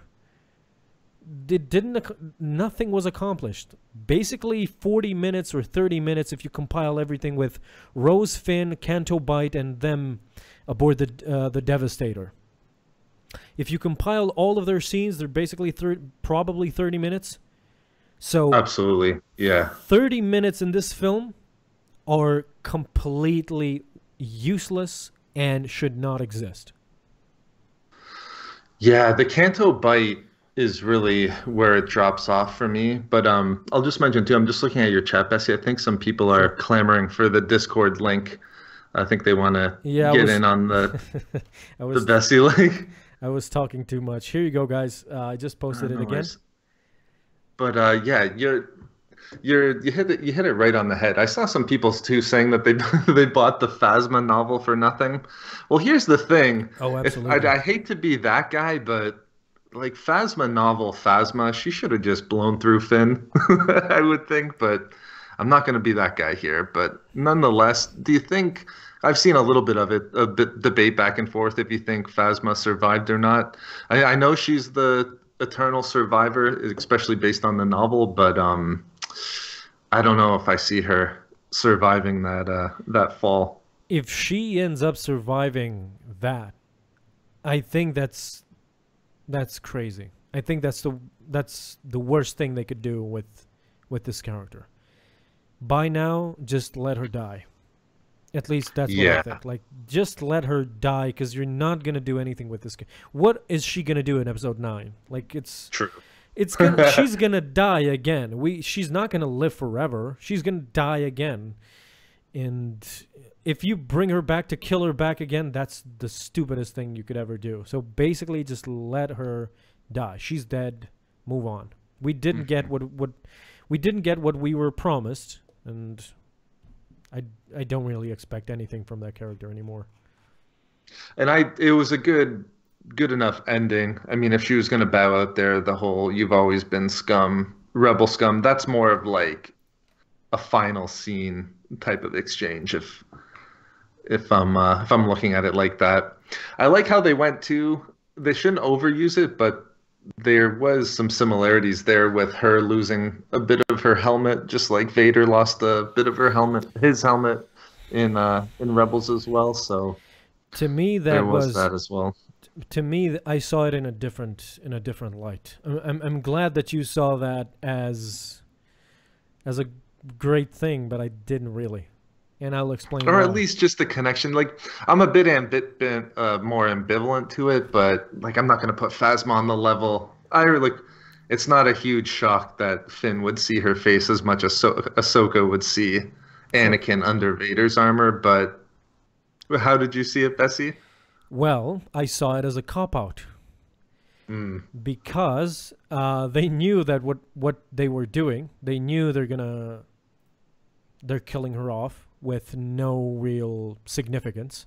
Like, nothing was accomplished or done, or it was a cop-out. So to not kill her off completely without any sort of emotion, at least, like, because there was zero, at least. I always talk like I feel the same way everyone feels, but not everyone feels the same way. I'm talking about myself. There was zero emotion there. The only the only way they wanted to invoke an emotion from the fans was that here is her face or her eye or a part of her face, and now she can die. And the real answer is no, she can't, because you promised us more.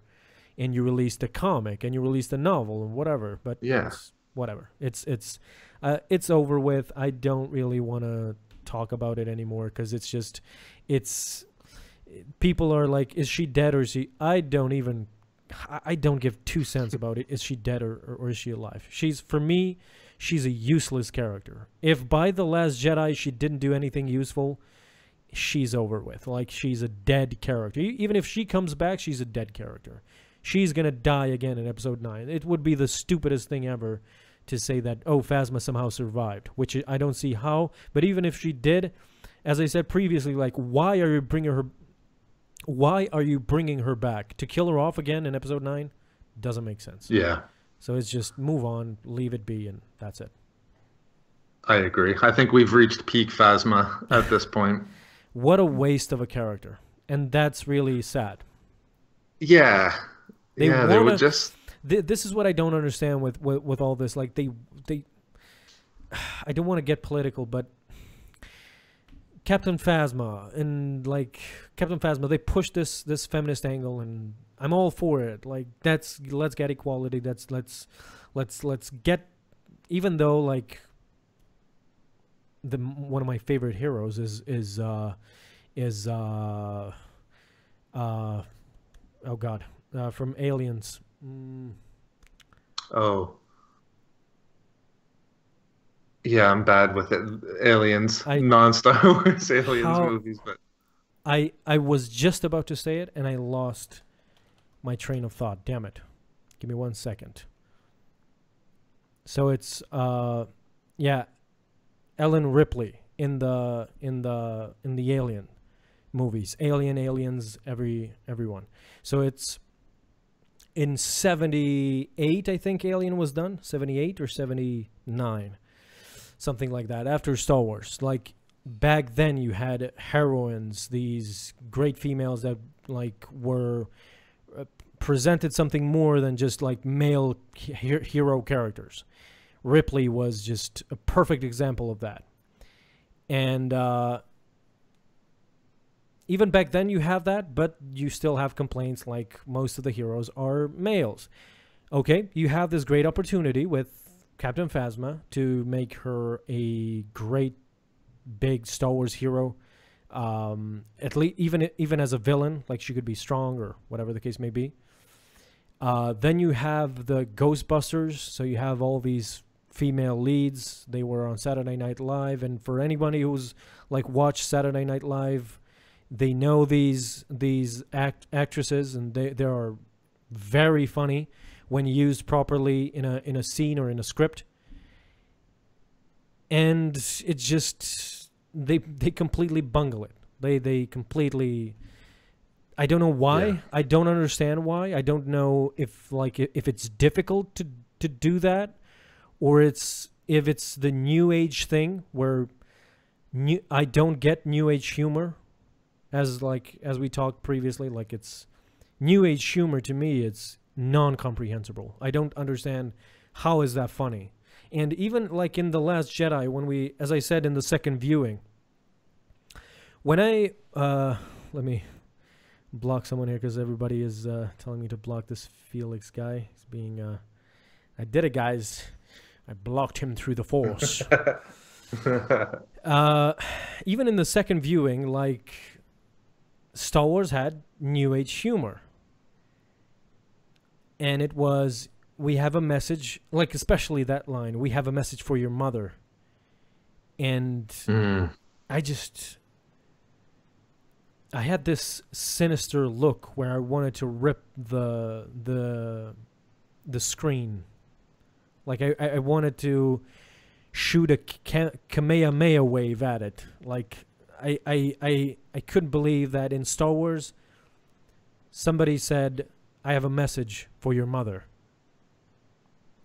It was out of nowhere. I couldn't believe that Star Wars has gotten to this point. Yeah, and the thing is too is Hux grew up without his mother, so that's actually quite a rude statement there from Poe that I don't think he knew it was intentional. But no, I get what you mean there, Bessie. It's just, you know what's weird, and like I would say that the biggest complaints about the movie is probably the Luke and Rey aspects. The Luke stuff we talked about, the Rey lack of character development, but the third is, and I don't know if it's like the feminism angle like you're saying, but unfortunately it does appear like some of this cultural stuff is leaked into Star Wars and people are viewing it through that lens only. Like I'll make a comment somewhere asking people to say, what do you think about the movie? And they'll kind of I'll get answers that don't really touch on aspects of like the plot or the characters alone. You know what I mean? It seems like something underneath it's a secret has of to do with agenda Disney or something. That's kind of what people are coming across. I mean, it's hard not to discuss it because I see it so often, but it seems like people have this. I even see it in the chat, which is why I say it. And hey, what's going on, Jay Cray? I see a couple people there, but it's tough. It seems like that's a thing too, right? I don't know if you see the same thing. Maybe I'm just looking on some of my comments, but there's a weird thing going on. I was watching. The first time I saw it, I didn't really pay it much attention. When the first time I saw The Force Awakens, didn't really pay it much attention. I'm talking about a specific scene. Afterwards, it started coming out on Blu-ray and DVD, and I think, I'm not sure when, like a year later or something. And I'm watching TV with my father, and it's Star Wars, The Force Awakens. And my dad, like, he likes Star Wars. I love Star Wars, so he knows it. And he saw Star Wars, The Force Awakens. He's like, okay, let's watch the movie. And it was Finn has just arrived on the Jakku outpost, and the BB-8 sort of tells Rey that that person has stolen my master's jacket. And then they go after him, run after him, catch with him. And by that time, they get introduced. And I think Finn hears them. He hears the TIE fighters. And when he hears the TIE fighters, he grabs Rey by the hand.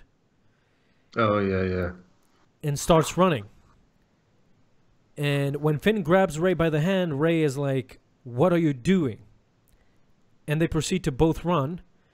While they run, Rey says, "Let go of me," and removes her arm from a person that is trying to help. Then they get knocked down, I think, and they get back up again. And again, Finn is trying to help her again. And she again removes, for the second time, removes her hand and says, "I don't need your help," or "I can walk myself," something. She says something along those lines. And I saw that and I was like, I was taken aback. I was like, this is definitely something to do with like an agenda. Like, women don't need the help of men, even to like run away or walk, which is sort of a crazy statement if you think about it, because this is Star Wars. It doesn't really, like, as somebody explained very, very carefully, what should have Luke and Han Solo said when Leia grabbed the blaster and started shooting on the prison cell? Should they have said, "We don't need your help," and just like it's this? I don't know. I don't know really what to say, because it's really all over the place. What do you think?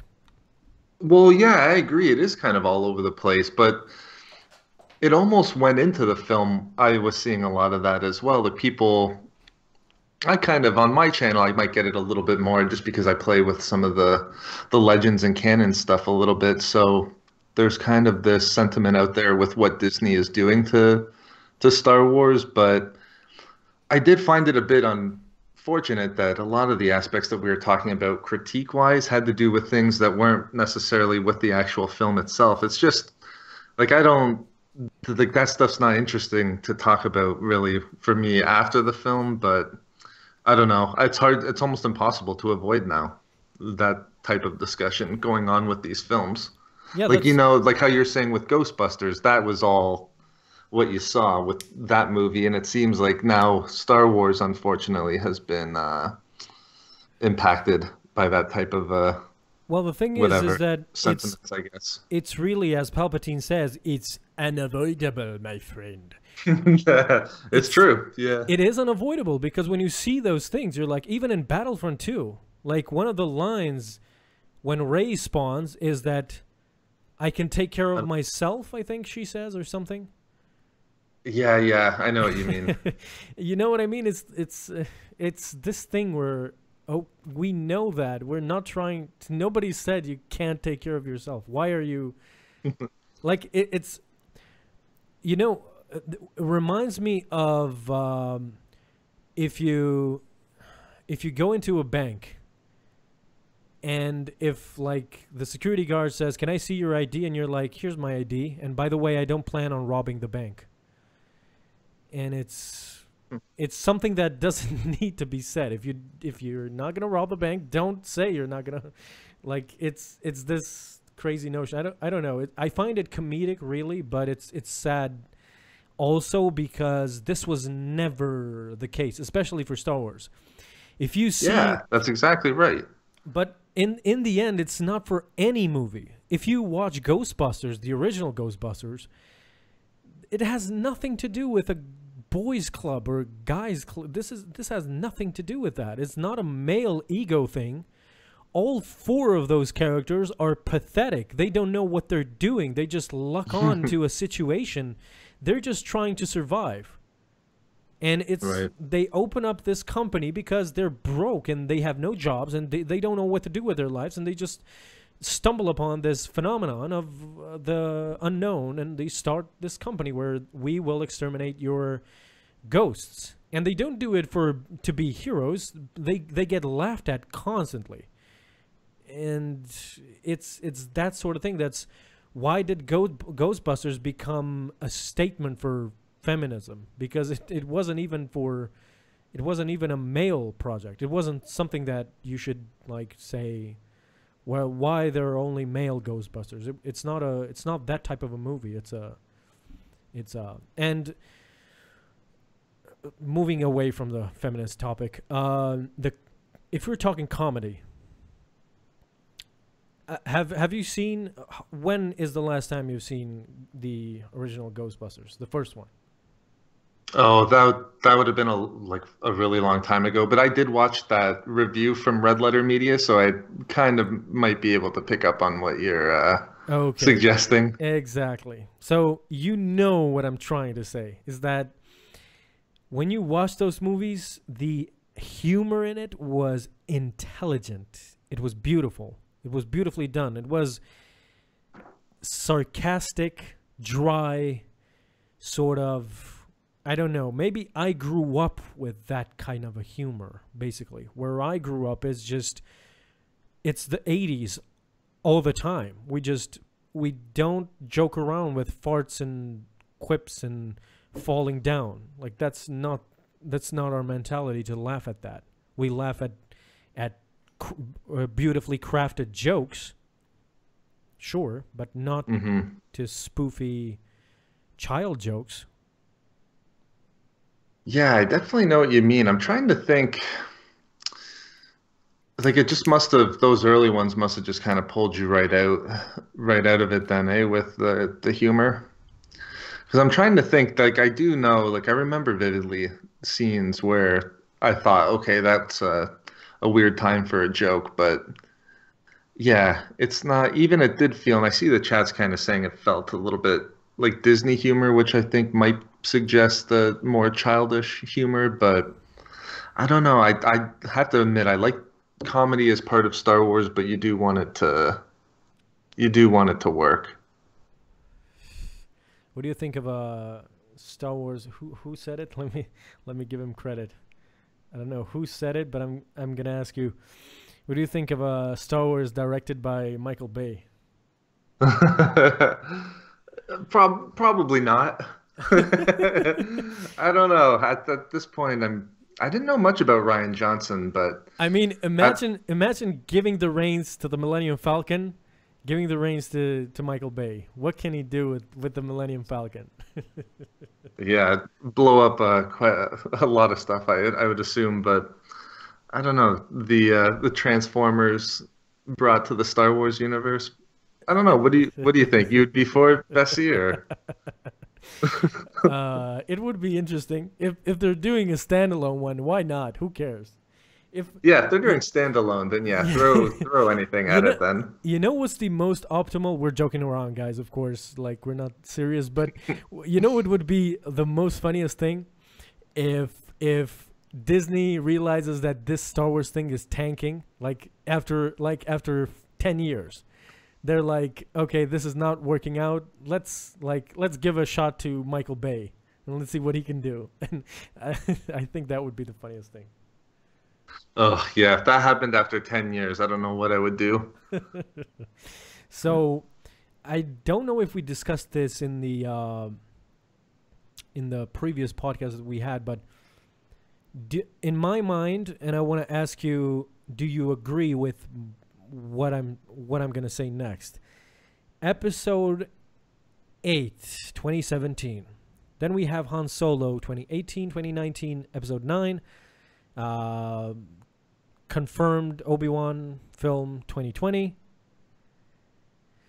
The new trilogy of Ryan Johnson. So will it be the 2020s? Will they be dominated by this new trilogy, and they will wait 10 years to start up episode 10, 11, 12 with hopefully an older, more matured Rey and Kylo Ren in it?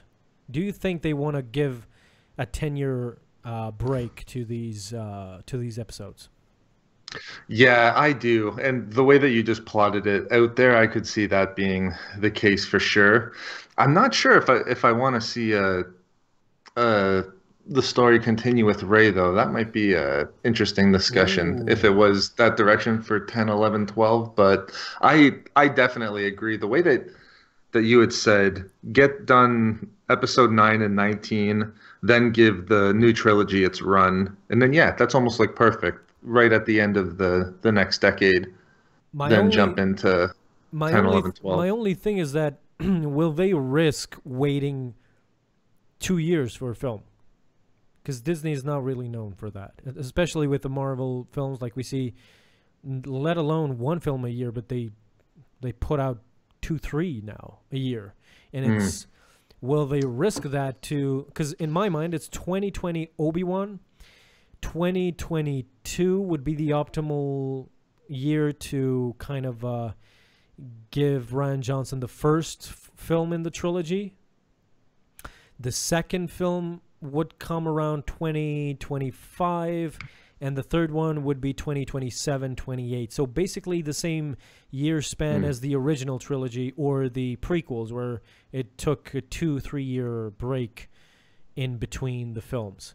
So could Disney, if they want to do that, that would be better, I think. But I, I don't believe they would do that. Because what is optimal is to do that. Is to 2020 Obi-Wan, 2022 first film, 2025 second film Ryan Johnson, and end the trilogy 2028. And by 2030 or 2029, we can get like episode 10.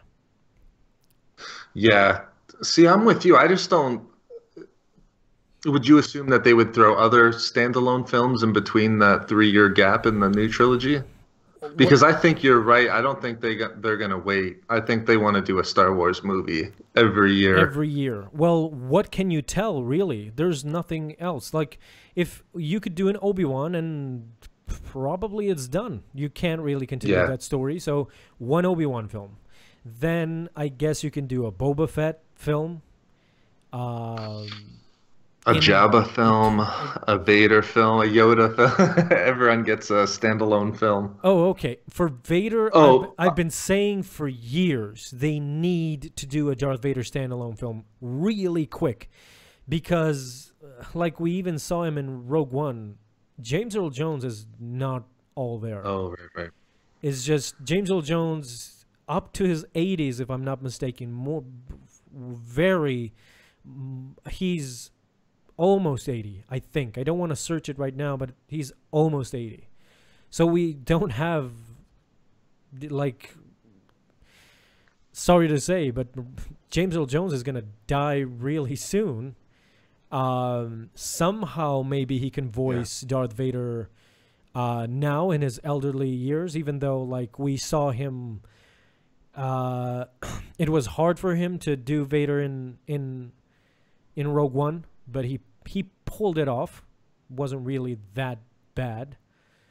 Hmm. And I think he could pull it off because, especially for Vader, because Vader is not this. We even see this in the new canon comics.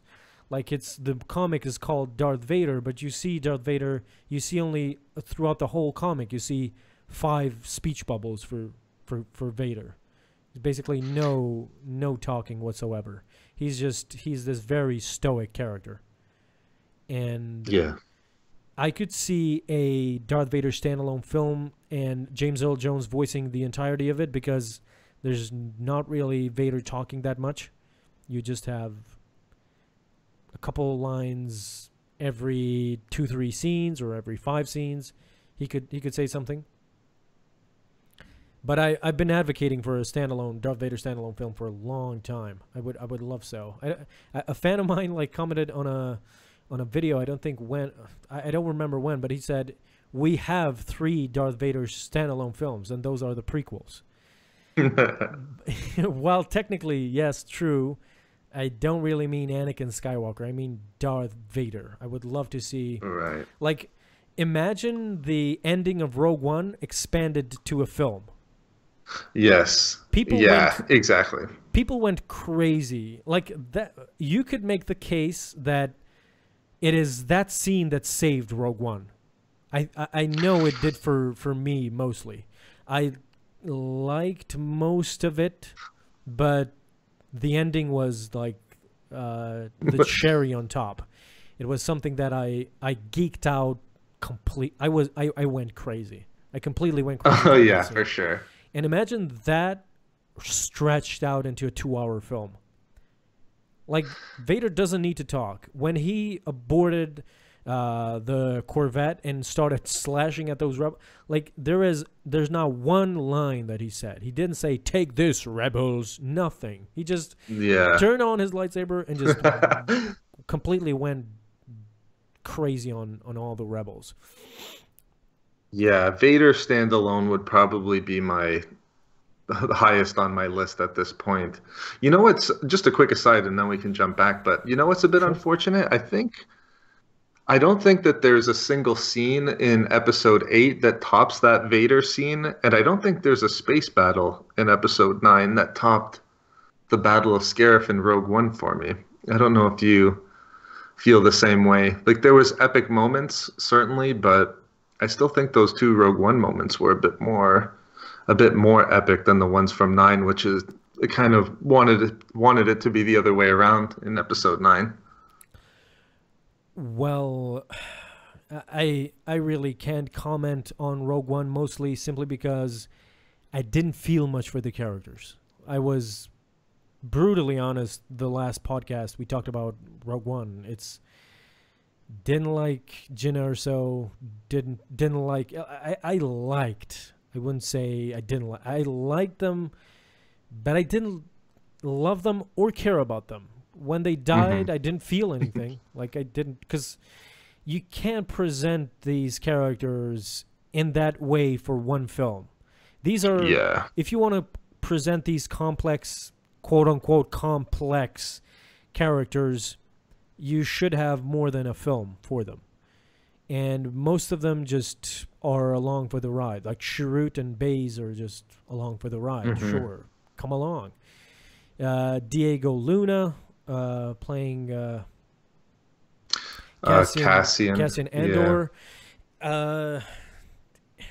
I don't know. I don't want to, like, I don't know. A Hispanic role did not fit that one. He suffered from the accent, and it wasn't really this. I mean, I love Diego Luna, especially in the film The Terminal, if you've watched that, with Tom Hanks. Oh yeah, I've seen that one. Yeah, a while ago though. Yeah, it's a 2002 or 2003 film, and he was that's fairly right. young, but he was great in that film. Like, I love Diego Luna in that film because he played this. Diego Luna is not a hero character. I don't know why. He's not a hero actor. I don't know why, because he has this sort of a lovable thing, sort of a kind of a innocence to him. He's not really a guy that would kill a spy in the first 5 minutes of the film. Yeah, I know what you're saying. That's the trouble that I had, and like, I couldn't really relate to his character. Jyn Erso, I already talked about her. She went from 0 to 100 in a second for me. I didn't really relate to her at all.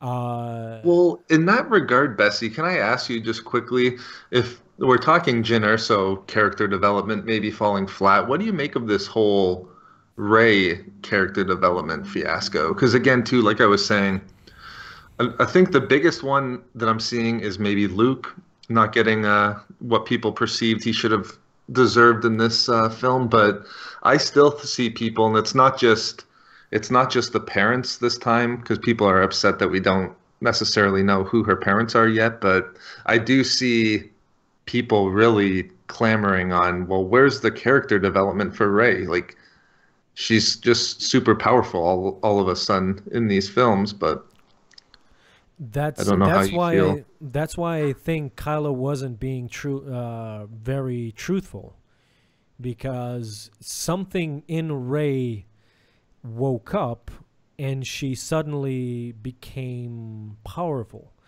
She could use mind tricks. She defeated Kylo Ren in battle, and resisted his mind probe, and actually reversed. What's worse, like, it's not just I resisted his mind probe. She reversed the mind probe to him, and read his mind. So that's why I think he wasn't really truthful with her when he said, "You know the truth. They were simpletons, nothing, nobodies," and doesn't really make sense, because what makes sense is she coming from a lineage of force users. That's what explains her having that within her, awoken and already knowledgeable about how to use these powers, in my mind at least. Yeah, no, I've been flip-flopping a little bit. I go back and forth on whether or not Kylo's line to her is true or not, but I am starting to lean more in the direction that she is probably from a more important lineage than just like junkers who traded her for drugs, I guess it was, or alcohol. Yeah. So I don't know. I'm leaning more that way. But you also bring up a good point too. We've seen Rey really like dominate Kylo throughout the trilogy so far. If that's the main antagonist protagonist situation, like heading into episode 9, does it do a lot for you going in? Like the big bads are kind of gone. We've lost Snoke and Luke, and it seems like, I don't know, is Kylo really gonna finally be able to get one over on Rey? It would be crazy to do that, because 9 is supposed to close this trilogy. So right. if Kylo has one-ups Rey in 9, then I don't really know what to say. It's like, what if Luke got killed in episode 6? It's a weird way to end a trilogy. Yeah, sure. And it's like, yeah, the Empire just continued as they were, even more powerful. And okay, so what's the cathartic experience here? There's no purpose. So there's no really other way around it other than in episode 9. By now, when people complained The Force Awakens was a rehash, and now like we have a lot of complaints about this as well, The Last Jedi, but when they complained about The Force Awakens being a rehash, believe me, guys, that episode 9 is not going to be a rehash. Yeah. Like episode 9, I don't even know if J.J. Abrams knows by now what is the storyline going to be for episode 9. Like, it's so crazy. Episode 9 is completely crazy. I have no... If you said whatever... Even ask me about C-3PO. I honestly don't know what to tell you about what C-3PO is going to do in episode 9. Like, episode 9 is this convoluted mess of I don't know how they're going to figure this out. Because that's the bad thing, that we were... Like, they killed off basically everyone. There's nobody left. With Carrie Fisher dead, I'm sure they're going to kill off Leia immediately. At least in the first act of the ninth episode. So it's done. It's just Kylo and Rey, and that seems like it's the direction, right? Yeah. There's no other really. Like, there's no other. What are you gonna introduce a new character, a new Force sensitive in episode 9? I don't think so. It's gonna be Rogue One all over again. It's gonna be this character that we don't know and we're not invested in, and he's gonna be a gimmick. He's gonna be there to be there with Rey or something, or teach her something, and he's gonna die off. I think we're not giving credit to Luke's Force Ghost a lot. Yeah. The way they could save episode 9 really is if they heavily involve Luke as a Force Ghost, and I mean heavily, not one scene. If they want to save this, I don't really know how else do you go about this, because somebody needs to be there for Rey, and you could make the case that Leia is going to be there, because she is there in the ending of this episode, in episode 8, and she's going to be there in episode 9, and during that time she's going to be there as well, and she's going to, like, Leia has shown that she is strong in the Force, much more stronger than we expected, because she became Superman, and it was phenomenal. But it's interesting because she, as much as she can teach her, for one, she can't teach her lightsaber combat. No, she can't. You can't really say that she is this master lightsaber duelist, even though, like, against the Praetorian Guards, I don't really know what to say. They need to save this character in episode 9. In The Force Awakens, we all accepted it. Even I accept. Everyone said Rey is a Mary Sue. Everyone jumped on it and said she is just a Mary Sue. She is this powerful character for no reason. And I was like, guys, wait. They're going to tell us something that we don't know in episode 8. They're going to tell us something that shows why is she so powerful in episode 7 all of a sudden. There is something to her. And we were left disappointed again in episode 8. Like, there's no... You could make the case that they made it worse. Because it was this... Yeah. Oh, you're a nobody. Like, at least in episode 7, we thought she is something in her lineage is going to be great. She's related to this guy or that guy or whatever. And you can make the case that in episode 9 made it worse because they said, no, you're a nobody. You just came from alcoholics on Jakku. And it's just okay. I'm praying it's a ruse by Kylo Ren at that moment to make her join him. And I hope there is something left for episode 9 where they redeem her character and basically their abilities. I'm not invested more so in her character or something. I'm mostly invested right now in explain to us why is she so powerful.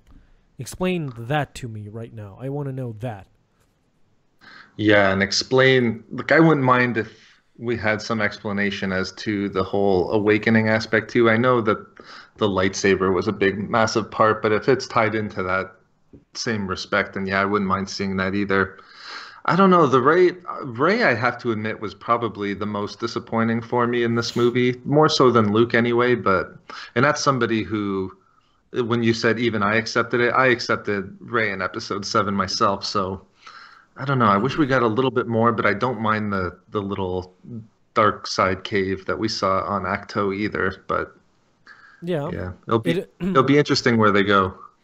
For a second I thought they were going sort of it was dangerous territory for sure, because for a second I thought they were going Rick and Morty style, like when I saw infinite rays. Exactly, when I saw infinite rays, I was, for a moment I was like, oh my god, are they going to introduce multi-dimensions in Star Wars? It's going to be like there's infinite rays where one ray is evil and another ray is good and another ray is just an alcoholic on Jakku. Like the apple doesn't fall far from the tree. And it's at that moment, and I don't know if it's fully explained. Like maybe that was the purpose of it. Maybe I didn't understand it. But those infinite rays and that delay, that millisecond delay that was there, it kind of showed that there are infinite rays. I don't know. Maybe I didn't understand. Maybe it had a different connotation that I didn't understand about that scene. Yeah, I was reading too. I'd have to think about it a bit more myself, but I kind of just read it more so that, you know how she went to the front of that line to look into the mirror to see who her parents were? Mm-hmm. I kind of just went into the thing that it wasn't important. It was her in her past behind her, and then even in front of her. Like, it just mattered who she was, like what she was going to find within herself. But like I said, at first I was on the edge of my seat thinking that we were going to see somebody pop up there, and then it was her, and I was like, oh, of course. They're not going to throw anybody in that scene there. Tim B says Pickle Ray. That would be awesome to see. infinite infinite rays have one infinite fin with them as well. Infinite rays. So in either case, if Ray dies, they could get another Ray. So it's not really Yeah. important. Yeah, I don't really know. Episode 9 is going to be this mind-boggling thing. What's the working title? What do you think is the working title for episode 9? Oh gosh, that's a really good question. I haven't thought about it at all. We should start some. So We should start some theories up. We should start something up. Make Hux like Hux isn't just a like comedic foil in this one. Yeah, I think the First Order might, even more than Rey, the lack of First Order might is probably maybe the most disappointing if we're pointing out disappointing aspects, but I don't understand how that supremacy can't just unleash a couple okay. squadrons of TIE fighters on those ships. Thank you for bringing up the supremacy again. Oh, yeah. Okay. If you remember, because I remember distinctively the last podcast, if it was second to last or last podcast that we had, like a month or something ago. Yes. And if you remember it, I remember it vividly. I asked you and or Star Wars Ramblings or Star Wars Legacy. And I asked you guys, Starkiller Base was a gimmick. It was destroyed. Do you think the Devastator will be destroyed in this one as well? All of us said it would be the dumbest thing for the Devastator, for them to bring up a gimmick and to destroy it. And they did. Yeah. I remember vividly saying that it was going to survive. Yeah. Like 60 kilometers. Yeah. I don't even think they did it justice on screen, to be quite honest. No. Just the magnitude of size, what that 60 kilometers would be. I think it was 60 kilometers, but the other thing is, though, too, is I wasn't, like, supremacy, I wasn't expecting Snoke to die aboard it either, so that might have changed my mind, but I thought I remember saying they got rid of Starkiller Base in 7. We're going to have supremacy make it into at least 9. So yeah, it's weird what they've done with the First Order. It seems like everything they said going in, like endless this, it's, tons of might. It just seems like it's not going to pan out that way. I hope we don't just get the easy defeat of the First Order in episode 9. Well, that's the whole crux of the problem, is that with episode 7 we accepted everything thrown in our way. At least I did, because I was like, they knew what they were doing. They were like, we need to go back to the old, present these things. Here's a Starkiller Base similar to Death Star. Here's the old guys, here's the new guys similar to the old guys. Here's a storyline same as the New Hope. Like I said, they know what they're doing. This is not accidental. They're carefully implementing everything to just make it seem familiar. And I was like, okay, whatever they did with this film, I'm okay with, because we're going to have something more. With watching episode 8, I seriously can't really say anything. No way are they going to do that. If they did everything with what they did in episode 8, everything is off the table. Nothing can be said anymore. Nothing can be like, oh, definitely this won't happen. Don't say that, because nobody thought anything would happen what just happened in episode 8. Nobody thought Snoke would die. Nobody thought Luke would die. Nobody thought the Devastator would be destroyed. So quickly. I wouldn't say so easily, but so quickly, and just used as a gimmick again for the second time. Right. Like, it's Starkiller Base, now the Devastator. Okay. I can't wait to see what they roll in episode 9 and just destroy it again. It's just, it's kind of pathetic, to be honest. It's crazy what they're either naive or they're either non-aware of what they're doing. I don't know, really. They should be aware that You don't bring in these gigantic things just to have them as gimmicks. You can't do that.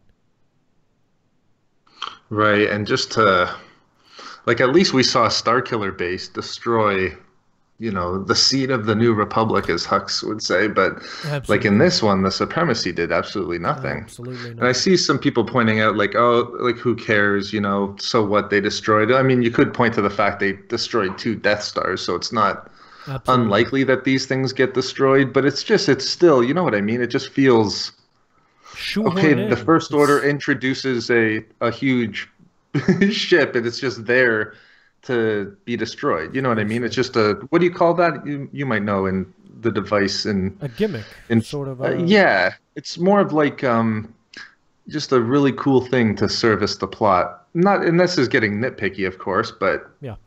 these things exist.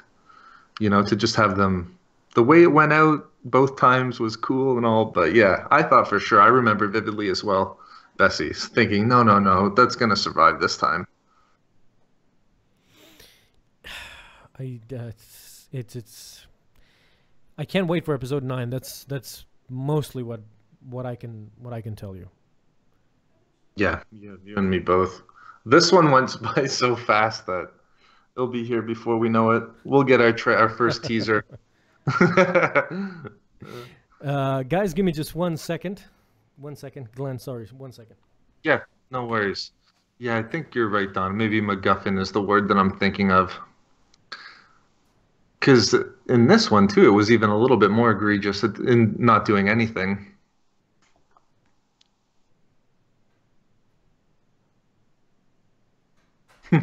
I see some good episode 9 names. The survival of Boba Fett. Yeah, there was nothing in that regards that too, eh? Like not Boba Fett specifically, but anything too outside of the realm. Like I know a lot of people were thinking of throwing Lando back in, but we didn't see anything like that, certainly. And I'm back. I I heard you saying something about Lando. Okay, here's a question. Will Lando be back in episode 9, do you think? Or are they done with Lando?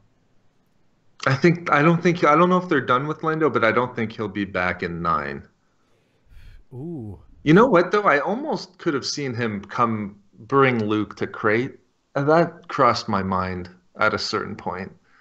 If that might be too much though. You know what, Bessie, maybe not. That would be a bit silly. I'm Just to that just be there I'm as like a thinking fan service device. it's gonna be yeah, that's a major thing with this is it gonna play something a major part, or just, hey fans, here's Lando. Mm. But do you think this is the way I sometimes think as a Disney executive, because I have to in order to predict what might happen. What I think is the Han Solo film is gonna catapult his role into episode 9. There is like the same way, and you're gonna know what I'm talking about with the dice, with the golden dice. The same way episode 9 kind of referenced the Han Solo film that we're gonna see, because there's no doubt in my mind we're gonna see that dice in the Han Solo film. Mm. That that is hanging on the rearview mirror of the Yeah. whatever, and it's just, as episode 8 catapulted, like had this hint of something to come in the Han Solo film, something to look forward to. The Han Solo film is gonna catapult the Lando character into episode 9, or at least like shows something from his young life, so that they may reference it in episode 9. Yeah, that would be interesting. See, the thing is, too, is I can see them want to start making a lot of these connections for sure. Like those dice, I could see be there. I don't know. Do you think it's a little too late for Lando, or like how you're thinking there with the Han Solo movie, it'd be a perfect connection between the two? To me, it's too late for Lando. Basically, Oh, okay. the Yeah, flame, the flame has kind of dissipated. In episode 7, people were kind of clamoring for Lando. At least, if not episode 7, episode 8 or something. And with the news, with the casino, especially like the early That's right. leaks where they were talking about they're gonna go into a world on a casino world, and they're gonna, and I was like, this is definitely a Lando scenery, something will, and it didn't. So by now, I think nobody really cares about Lando, but they might. Yeah. In my mind, as I said, like I'm thinking as a Disney executive. So in my mind, I would be like, let's use young Lando and show something from his young life. Like, I'm just talking crazy nonsense. Don't take me seriously, but I'm thinking they could do a young Lando hides something in a secluded area where nobody can find it, and then like 30, whatever, how many years? More than 30, like 40 years later, he comes to the same place in episode 9 and finds that thing. Maybe. I'm just talking nonsense, but it thinking as a Disney guy, they want these, like they love these connections and these Easter eggs and these. Oh, they do. Yeah. So it might be something young Han Solo does, and then young Lando does, and old Lando kind of redeems it, and the circle is complete, as always in Star Wars. Yeah, well, at least we got our Force Ghost Yoda.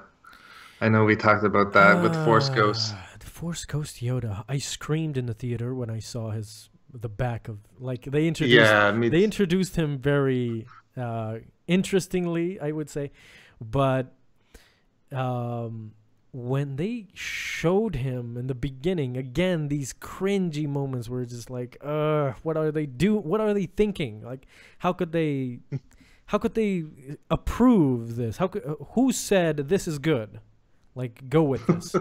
Because the first scenes with Yoda are kind of crazy. Like, I was thinking, I'm watching Rebels right now because it seemed like a cartoon.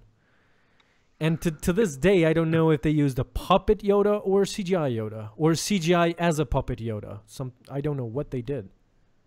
Oh, okay. See, that's interesting. This is something I'm waiting to hopefully pinpoint down on a second viewing. But if I just from remembering it, I would have said a puppet. Like, it seemed like it was a puppet in that. Like, but in the first shots, it didn't seem as a puppet. That's my main issue. Because in the close-ups, it did seem like a puppet. It did seem like a puppet. I would say definitely. But in like the first scenes, when we first see Yoda, after, of course, his reveal. I'm not talking about the reveal, the back of his head, but after they front face reveal Yoda, it seemed like a bad CGI character.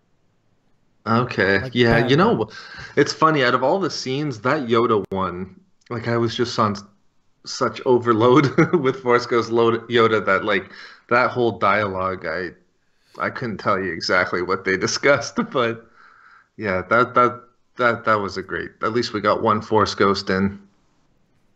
I was also waiting for Anakin, to be quite honest. I was waiting for Anakin to show up, but he didn't.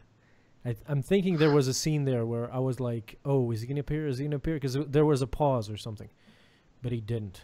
I'm thinking the scene where he's alone and he's approaching the rock where he meditates. I was thinking Anakin would appear suddenly and my son would start talking and explain something. That would have been crazy. Yeah.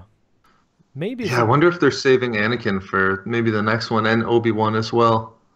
But now we have like a whole army of Force Ghosts. Who knows? Maybe we'll see. But by episode 20, we're going to have like a barrage of Force Ghosts. It's going to be like, guys, one at a time. I can't understand. Don't talk all at once.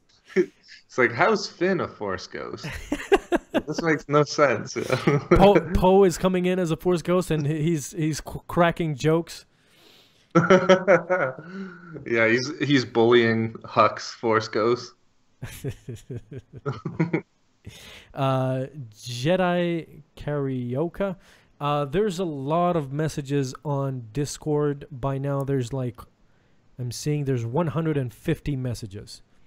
So I won't be able to find it, but please feel free to ask the question you're referring to here in the chat. We will be glad to answer. There was an interesting. I want to give credit to this guy, so let me find him, because this is really interesting and it's a video topic waiting to happen, but we still don't have much information on it. So it's Changeable Wolf, and he asks, "Where is Kylo's blue lightsaber?" Oh. What do you think? Is it presumably? I would think it's still with him. It's somewhere safe, I guess. Yeah, presumably, unless he just left it at that Jedi temple. But well, that doesn't really make sense because he went on to destroy the Jedi temple. Did he destroy the Jedi temple without a lightsaber? Just Force user? Yeah, no, he would need it to take down the temple. Maybe he, something like, and I don't think this is the case, but destroyed it, then dropped it. But why would you do that? Lightsabers seem a bit more valuable than that. So yeah, you would almost assume that he still got it somewhere. Because I would think if, and this is a big if, I would assume that if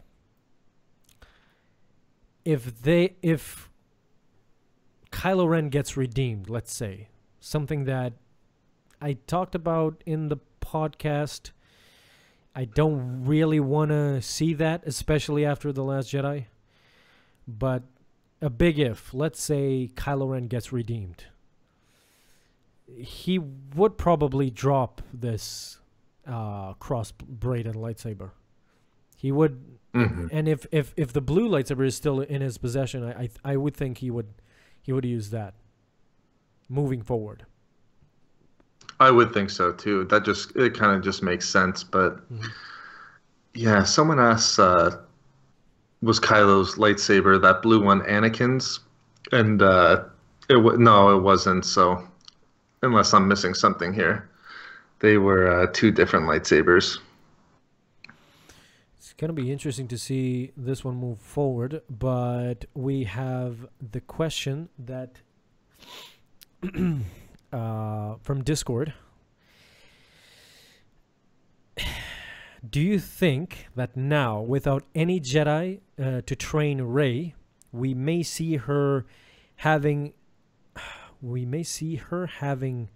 a train with the 5 Force Ghosts in Episode 9? Well, we kind of answered that, Pedro.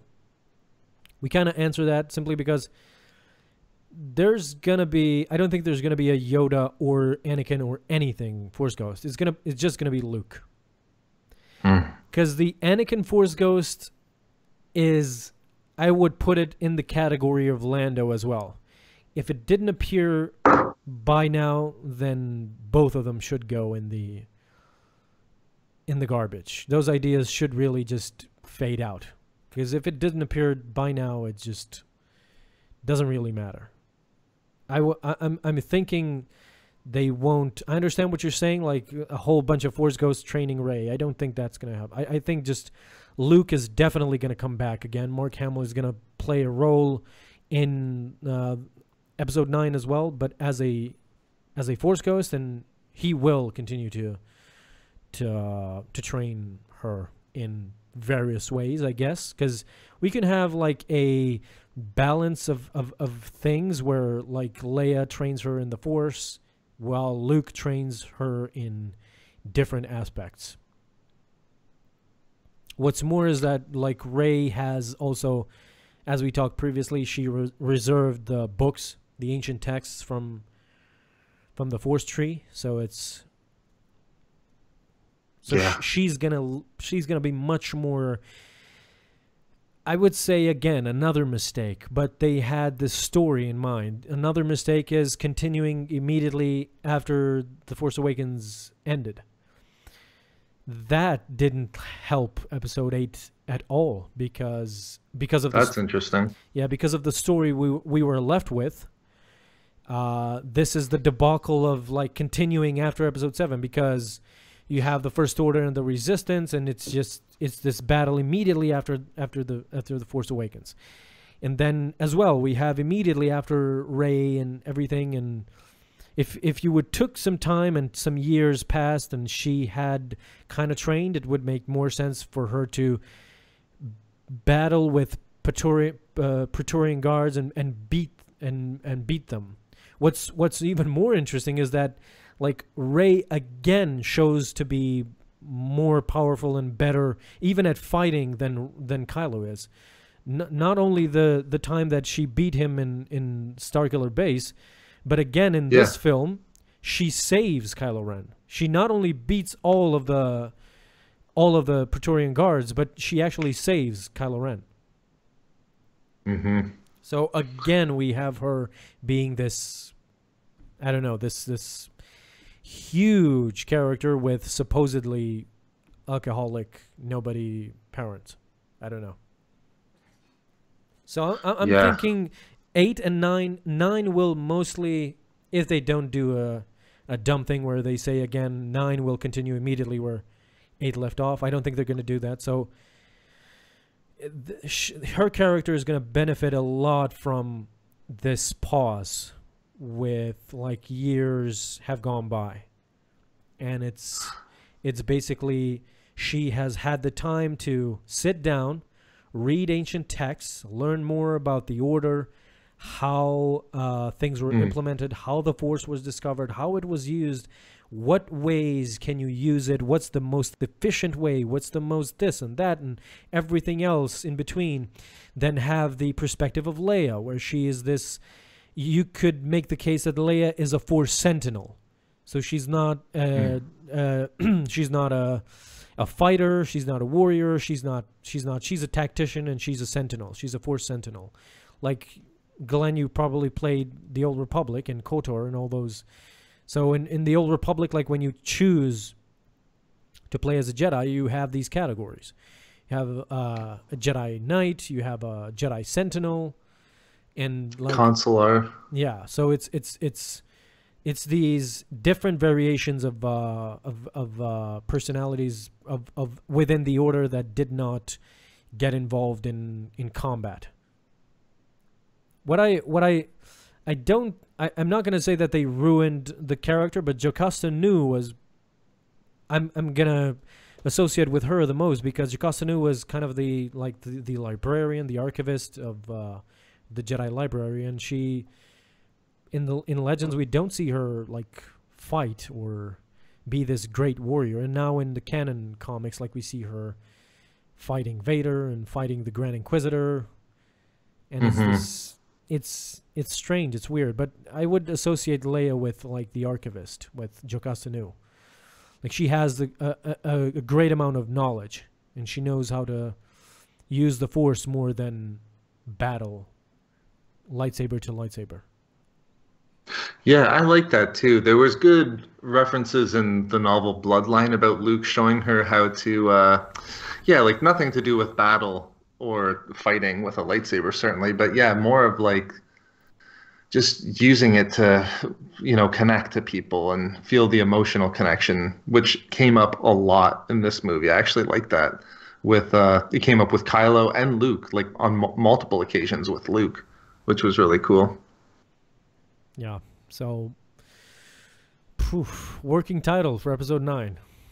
Final answer. Yeah.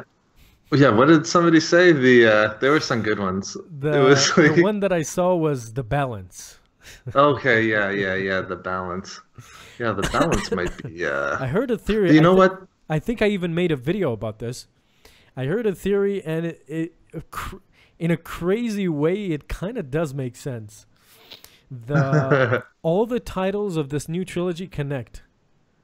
So it's kind of The Force Awakens, The Last Jedi. Oh, I see what you're saying. So it's The Force Awakens, The Last Jedi, and 9 in this crazy scenario would be something Finally. Yeah, The I would Force say Awakens. Star Wars Episode 9, finally. The Force Awakens, The Last Jedi, finally.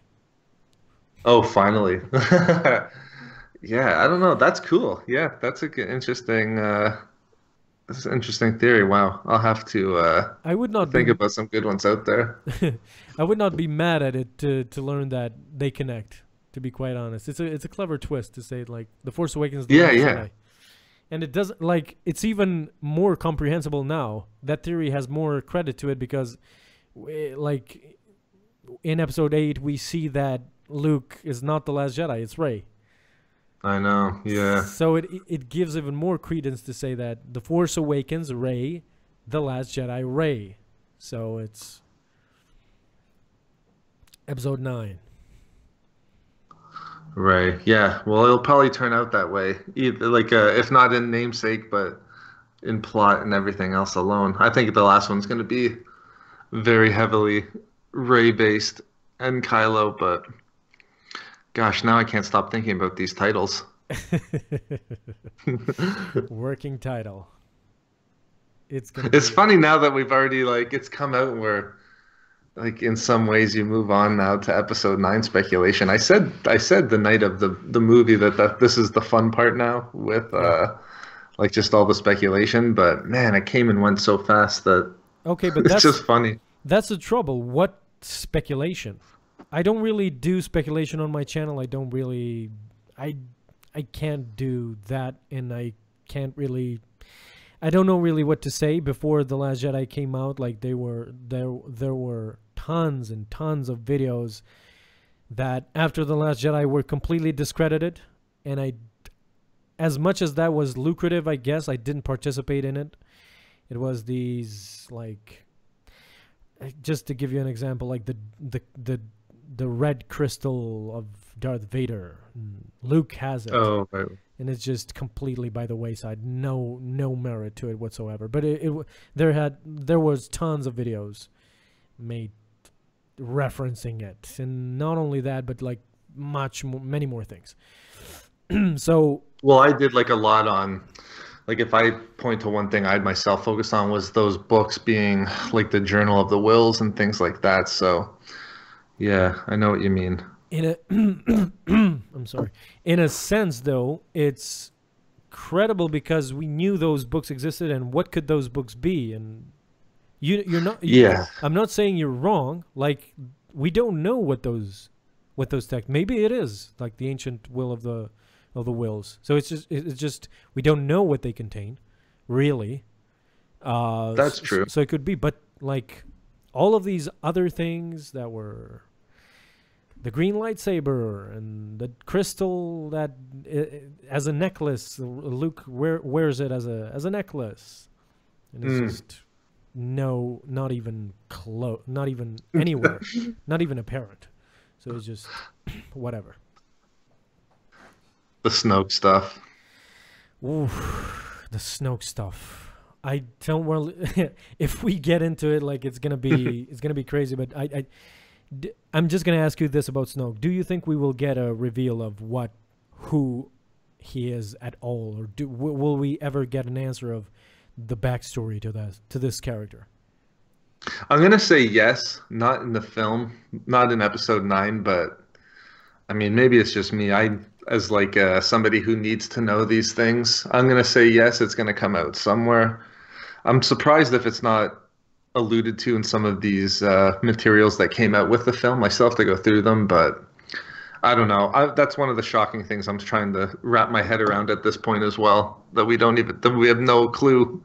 we know just as much basically as we did after the last film. I would agree with that. I'm trying to think if it's worse. Again. It is almost, yeah. Again, I'm trying, even with the character, I don't know if you would agree with this, but even with the character, it had a shift. I don't know if it's only me, but it had a shift. Like Snoke episode 7 and Snoke episode 8 are not, to me, do not feel the same character. Because in episode 7, he didn't really appear to be arrogant, and and angry, or I don't know. In episode And he was almost belittling Kylo a lot more in this one, whereas he was Ooh, trying to seduce him a lot in with 7. without a doubt, because in episode 7, like even in episode 7, the amount of times Kylo Ren and Hux come in with bad news Yes. to tell Snoke, and he never like loses his. Because once he stands up and he says "General" to Hux when he's kind of angry at that point, and that's the only time you see Snoke kind of lose it a bit, just a second.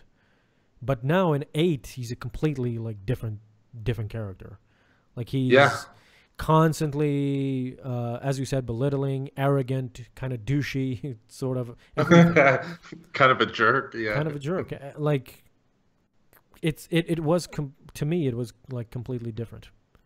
Completely different. Yeah, And I would have I really bought into this. I bought into that character too. Like I was liking where Snoke was going. I was gonna say, I was thinking like, man, this is gonna be so interesting. And then before you know it, like he's dead.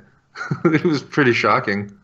before you know it, bye-bye. Gimmick. That's Yeah, the gimmick. that's the trouble with this, is that I've been using this word a lot, but it's everything serves as a gimmick. Like the Supremacy, Snoke, the Praetorian Guards, Phasma. Should I continue? The Porgs. What else? I don't even like. I don't know. Everything in this movie served as, we need this to continue the plot line. We need this to continue the plot line. We need this to continue the plot. And it's just, I get it. You could do once, but not 6 times with main characters. Yeah, I think the gimmicks aside too, I did like though that it was a little bit more unpredictable, but yeah, I certainly know what you mean. Oh, definitely was unpredictable for sure. But the unpredictability came at the cost of the fans not being really, because you could say, "Oh God, I didn't imagine everyone in Episode 8 dying." You could kill Kylo Ren and Rey, and nobody would like, "Oh my God, I can't believe that happened." But what it does to the story is a different thing. It kind of ruins it, because now like it's this. They erased everything. Like there's no Jedi, there's no Sith, there's no Resistance anymore really. There's no First Order really anymore. So it's just, there's no Republic. There's no, so what it this like the galaxy right now is a complete wild west. There's no government. There's nothing. Absolutely, there's only these 2 factions fighting against one another. That's it. Yeah, I do wonder what's going on, like in other places of the galaxy. I did hope that, I was hoping that the New Republic did answer that call and showed up at some point, but it really does seem like it is only, like you're on the front line right there. And other than that, like not much else was going on. Even though we heard that, I guess in the crawl, the First Order was picking up planets or systems across the galaxy, but yeah. Pedro has an interesting question. I don't think it's going to happen personally, but I would like to ask you this. From Discord, he says, do you think Rey will purify the Kyber crystal and making it white in relation to her being balanced? This is the blue lightsaber crystal? Yeah. See, I don't think so. Only because technically it was never originally corrupted by the dark side. Like technically, to turn it to cleanse it, you would have to cleanse it from the dark side, and I don't think that blue crystal was ever corrupted by the dark side. So I'm going to say no, and it not turn white. So I do like the balance aspect to it, but just based on, I don't know if he's read the Ahsoka novel, but the Ahsoka novels kind of seemed like to cleanse it and turn it white. To do that, you have to originally corrupt it with the dark side first, which I don't think has happened, but you never know. Okay, that's an interesting aspect of it. Sure. We have a super chat donor. Thank you so much, Sky Fu. And he asks a question. He says, "What if Smoke So I'm guessing this is an unrelated character named Smoke. No, seriously, what if Snoke that died was a clone, kind of how like Palpatine had clones in Legends? Would you guys like that idea or not? So basically, what he's asking is, would you like Snoke to be resurrected somehow in Episode 9 and reveal that his death was not final? That's a good question. I do get the feeling that it's not the end of Snoke. I tried to like pull that out of my brother when we did our review. Because the whole time I'm thinking like this can't be the end of Snoke. He's gonna show back up, but you know what? It could have just as easily been here's Snoke and now he's dead. I'm gonna say no, like my heart wants to say yes, but my mind says no. I think we've seen the end of him. But it is interesting to think that you haven't seen the last of Snoke. I think that would be an interesting twist, but in everything considered, I don't think he's coming back. The clone aspect would be interesting. We'll see. I haven't watched any spoilers from Battlefront. I haven't had the chance to play out the rest of the campaign, so I can't really talk about it thoroughly because I don't know what really lies beneath it. But the Project Resurrection thing, I don't know if it relates to, because the First Order has it. I don't know what it is, but it has it, and it's Project Resurrection, so it should be something to like resurrection. It's in the title. When Snoke died, as you said, really, I was like, they have this resurrection gimmick or machine or something that I was like, this is a temporary death where he's going to come back even more angrier than he is right now. He's going to be like all out for vengeance. But as the movie progressed and I saw how the story developed, I don't think there is no chance Snoke is back now, because again, I'm going to use this word for the 100th time. As I said previously, Snoke was used as a gimmick to further the story of Kylo Ren, to show that he is matured. He's not that bratty, crazy kid from Episode 7, when he got angry, he would just lash out and ignite his lightsaber and crush everything in front of him. He's more matured. He's more cerebral than that. We even see the moment when that happens, and that is Snoke again used as a gimmick. Snoke is used as a gimmick in the scene where, right at the first meeting of them that we see in the throne room, like he is enticing Kylo Ren. Snoke is. And telling him all sorts of stuff and basically belittling him to the point where he lost it, because he was like, you're a disappointment, you're no Vader, you're a kid in a mask. Yeah. It was interesting to see that, but Kylo lost it justifiably. Like, you can't justify him losing it in The Force Awakens because he was just too overly emotional for just like bad news for that bad news to destroy everything in your path. It doesn't, like, he showed he is immature. In this one, he got so... I understood his frustration. For someone to, like, belittle you so much, he just lost it. Mm-hmm. But you can see the moment where he became cerebral, where he understood what he needs to do. And that is when Snoke, like, electrocutes him and kind of knocks him down. Right. It's that is the moment when you see Kylo become... not only that, I would say the continuation of that is when he destroys his mask. When he destroys his mask, you could see in his eyes that he is completely aware what he needs to do now. And so that's how he operates. After that, he operates smart, cerebral, with his mind, patient, calm. Everything's going to proceed as I have foreseen. and basically it goes that way.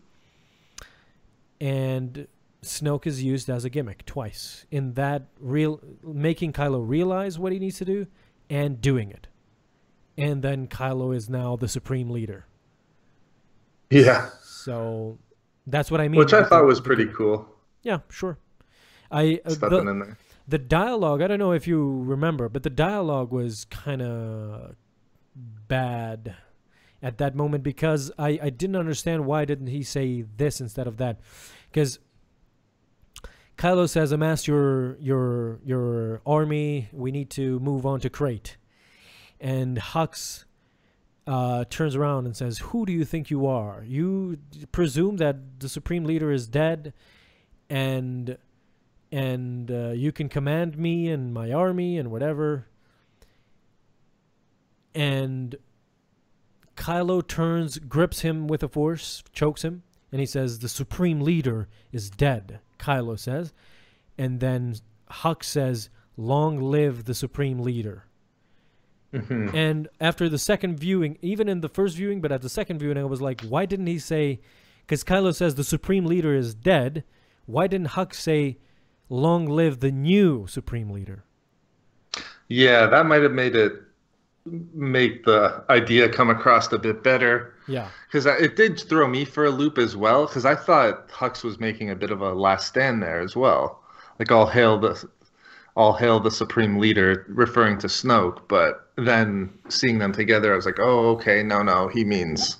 Yeah. It's more of a act of cowardice. He's turning on the dime now that he's being Force choked. He's saying, okay, yes, you're the Supreme Leader. Oh, just tell me what to do and I'll do it. For sure I knew he was talking about Kylo. Like he said, long live the Supreme Leader. Because he was looking at him, he gave in, of course. He was like, Supreme Leader, Kylo Ren. But why didn't he say, long live the new Supreme Leader? Yeah. It just would have come across a little bit more clearer, but yeah, I did like that scene between them. Interesting. But Hux... many characters became worse after 7. I don't know what to say. I hope to see 9 and see what they do with that. Many characters suffered from 8, because Hux is really a badass in 7. He's not really, like, in 8 he's a complete coward. Like, he gets tossed around by everyone, by Snoke in the bridge in front of everyone. He gets tossed around. Like, at least I understand Darth Vader killing Admiral Ozzel. He kills him. Like, he doesn't just humiliate them and sends him off in front of his subordinates and then just leaves him to handle that. Because you gotta put into aspect the realistic. Again, we're talking realistic, but you can't go from being tossed around like a salad to then coming to then ordering your subordinates, because you have lost respect. Absolutely. Yeah, I agree 100%. And it's that crazy notion where, like, Hux is in front of everyone constantly being humiliated, and he doesn't really do anything about it. He can't, but he doesn't really. Even, like, in Crate, he says, we shouldn't rush, and just Kylo Ren pushes him to the side, and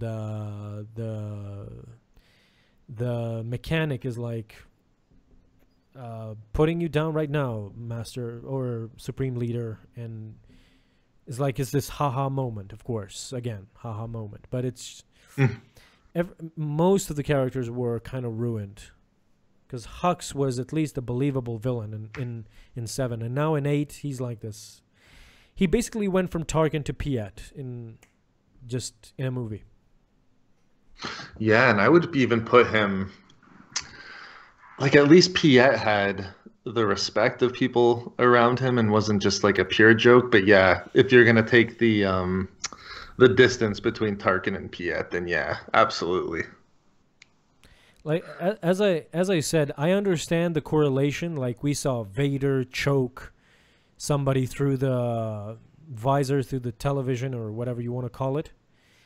And we see the same thing, mirroring the same thing with Snoke and the hologram, him choking He doesn't even choke. He chokes him and throws. I don't know what, like telekinesis, choking and telekinesis, and it's.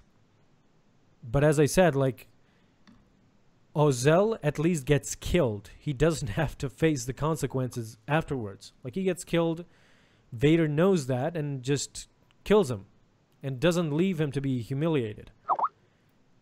Absolutely. But Snoke and Kylo and everyone around him is like, they humiliate him constantly. How can you go from that to ordering people around? And you have lost respect by that point. Doesn't really make sense. And it just kind of kept getting like worse and worse. Absolutely. He does like stand up for himself, and well, not stands up for himself, but does like call an end to that barrage that Kylo orders from the ATM-6s. But even after then, he, like you were saying before, gets force pushed into the wall and just kind of tossed aside. Yeah, with a subordinate on board. Yeah, exactly. That's the thing, is that, like, no respect for General Hux, but I don't know. I'm guessing like they could repair something in episode 9, but he's gonna die in episode 9, so who cares? It's a mishmash. I don't know. Episode 8 just took everything that 7 did good and kind of ruined it. Yeah, see, this is why I'm going to need like a second viewing, but I don't know. I think from the First Order standpoint, it was much lower, I would have to say, in this one. I was hoping to see, like, I went in hoping that episode 8 would be this on a similar path for the First Order that Empire Strikes Back was for the original trilogy. So yeah, I wasn't happy with the First Order aspects, but it is what it is. Whew. We got a talking or two, and it's crazy. We've been almost 4 minutes away from 3 hours. We have another donor in the super chat, JMess00. Thank you, dude. Thank you so much for supporting the podcast and the channel. So he says, I want Obi-Wan or Anakin to be in 9. It's crazy how he wrote this. I want Obi-Wan and Anakin to be in 9 as Force Ghosts, but I feel Yoda and Luke are vital. How you guys feel about that? By the way, campaign does the FO justice.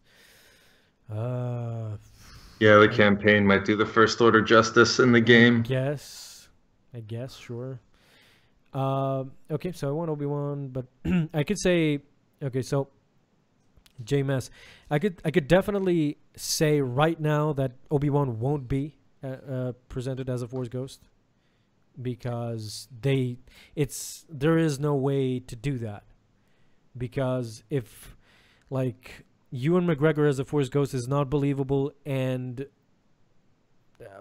Alec Guinness is dead, they won't do a CGI Alec Guinness, so Obi-Wan won't be in any way. Maybe as a voice, but I don't think so. Anakin could be in 9. Luke will definitely be in 9. If they don't do Luke in episode 9, I don't think we could forgive them if they don't put in Luke in episode 9. At least like a teachable moments, and at least have that like character continuation, because we still have not really gone over his death. Yoda, if he appears in 9 again, he will be overused, so I don't think Yoda will be back. Luke is a definite yes for me. Anakin is a very, very low possibility for me. It could be, but I don't really think so. Yeah, I think out of Obi-Wan and Anakin, I think I would want to see, for the reasons you state, I think it's not likely for Obi-Wan unless we see like a CGI Alec Guinness. But I think the coolest aspect, I really wanted Yoda in this one, but if we could get Anakin say something to Kylo, I think that would be like really cool. But other than that, if they're going to put Luke in there, which I mean, at this point, it looks like that's the route that they're going. You may want to be careful with how many Force ghosts show up, but if any of them were, other than Luke, then I would want probably Anakin, at least to say something to Kylo. That is a great idea. I really agree with that. And we can have like that tugging scene where Anakin is trying to pull him away from this dark path. And we already know that Kylo does not respect Anakin Skywalker at all. He wants to be Darth Vader, but he hates Anakin Skywalker and what he did to the Empire and to the cause, I guess. So we would have some banter back and forth. So we would have Anakin trying to bring him back, but Kylo dismissing him and maybe even offending him in a way, belittling him as Snoke did to Kylo. So, JMS, no problem, my friend. Thank you so much for donating. Thank you so much for participating and helping the channel. Yeah, that's awesome. Thank you guys so much. With that, I don't know about Glenn, but we've made it 3 hours now. I want to thank him so much for joining me today on this podcast. It was extremely fun. We discussed a whole lot. So, conclusion, closing remarks, Glenn, go ahead. Yeah, no, just thanks again, Bessie. I think this is the third one we've done now, and yeah, I love doing them. So thanks for the invitation, and also too, thanks for everyone in chat. We got some awesome questions this time around. So yeah, thanks, Bessie, and thanks again, chat. I see a lot of names in there I recognize, so shout out to you guys. You guys know who you are. But thanks again, Bessie. Absolutely. And maybe just maybe for final words, I'm going to say, just for the film, I would have to say very little what I expected, but I'm probably on the higher end of things on how I enjoyed it. I'm going to see it a second time on Monday. I think I'll know better then, but I'm a bit torn. I won't rank it yet, but I will say that I enjoyed it, and I'm probably on the higher end of the fandom at this point. That said, thanks again, Bessie. I appreciate it, buddy. You're so welcome, my friend. And my closing remarks as well on the film, because there's a lot to go by. I'm sure in 3 hours' time, I'm sure we didn't really cover everything that needs to be covered. But closing remarks. The L word. I loved the film to a point. I'm torn between The Force Awakens and The Last Jedi. If you were to put a gun to my head and ask me which one do you like the most, I can't answer you, really. I retrospectively going back and thinking about The Force Awakens, it's a totally different film, but it's a much more enjoyable film. It's definitely, now that I think about it, like The Force Awakens has that campy feel. Like you could curl up into a blanket, have some popcorn and watch that film and have so much fun. Yep, exactly. This film does not have that per se, but it has some emotional depth. You will feel those heartstrings tugging at you. You will have reminiscent moments with Yoda, with Luke, and with Leia, with the cast. But you will have controversial moments as well that you won't agree with. Like I talked about the humor and everything. Humor kind of downgraded the enjoyment that I had, because it was constant, it was nonstop, and it was in inappropriate moments, in moments where it shouldn't be humorous, people shouldn't laugh. It was presented as a comedy. I don't really understand. The second viewing that I went to, people laughed out loud every 5 to 10 minutes. To me, that's a comedy movie. Like that's what a comedy movie. That's a definition of a comedy movie. So, tonally, it was a mess. people didn't know if they should cry or laugh. That's an indication that it's kind of a mess. Not really knowing, when people don't know what to do, it's kind of a mess. But I would definitely recommend it. As a Star Wars fan, I loved it. I loved seeing everything that I love about Star Wars, and controversial things which may grow on us, on both me and Glenn in the future. We still have hope for the franchise, and maybe in about 5 to 7 to 10 years we will understand these things, and we will understand why these things took place. So I still have hope. I mean, I still am waiting for them to wow us and show us why is this going down the path it is right now. So with that, I'm going to close it right now. Thank you to everyone in the chat who joined us. I loved you guys. Thank you for the question. Thank you for the question in the chat. Thank you to my Discord channel as well, to everyone who participated and asked questions. And of course, lastly, thank you to Andrew, who is watching The Last Jedi right now, that lucky bastard. And thank you so much to Glenn from Star Wars Reading Club. Dude, I had so much fun talking The Last Jedi with you. If the fans want, after your second viewing, I can have you on again, and we could go at it again. I'm sure I would love it, and the fans would love it too. And you could talk about things that you maybe missed, and now you can go more in depth after the second viewing, and so forth. So without procrastinating much, thank you guys so much for joining us today on the podcast. Thank you, Glenn, so much. And in closing, don't forget, friends, may the Force be with you always.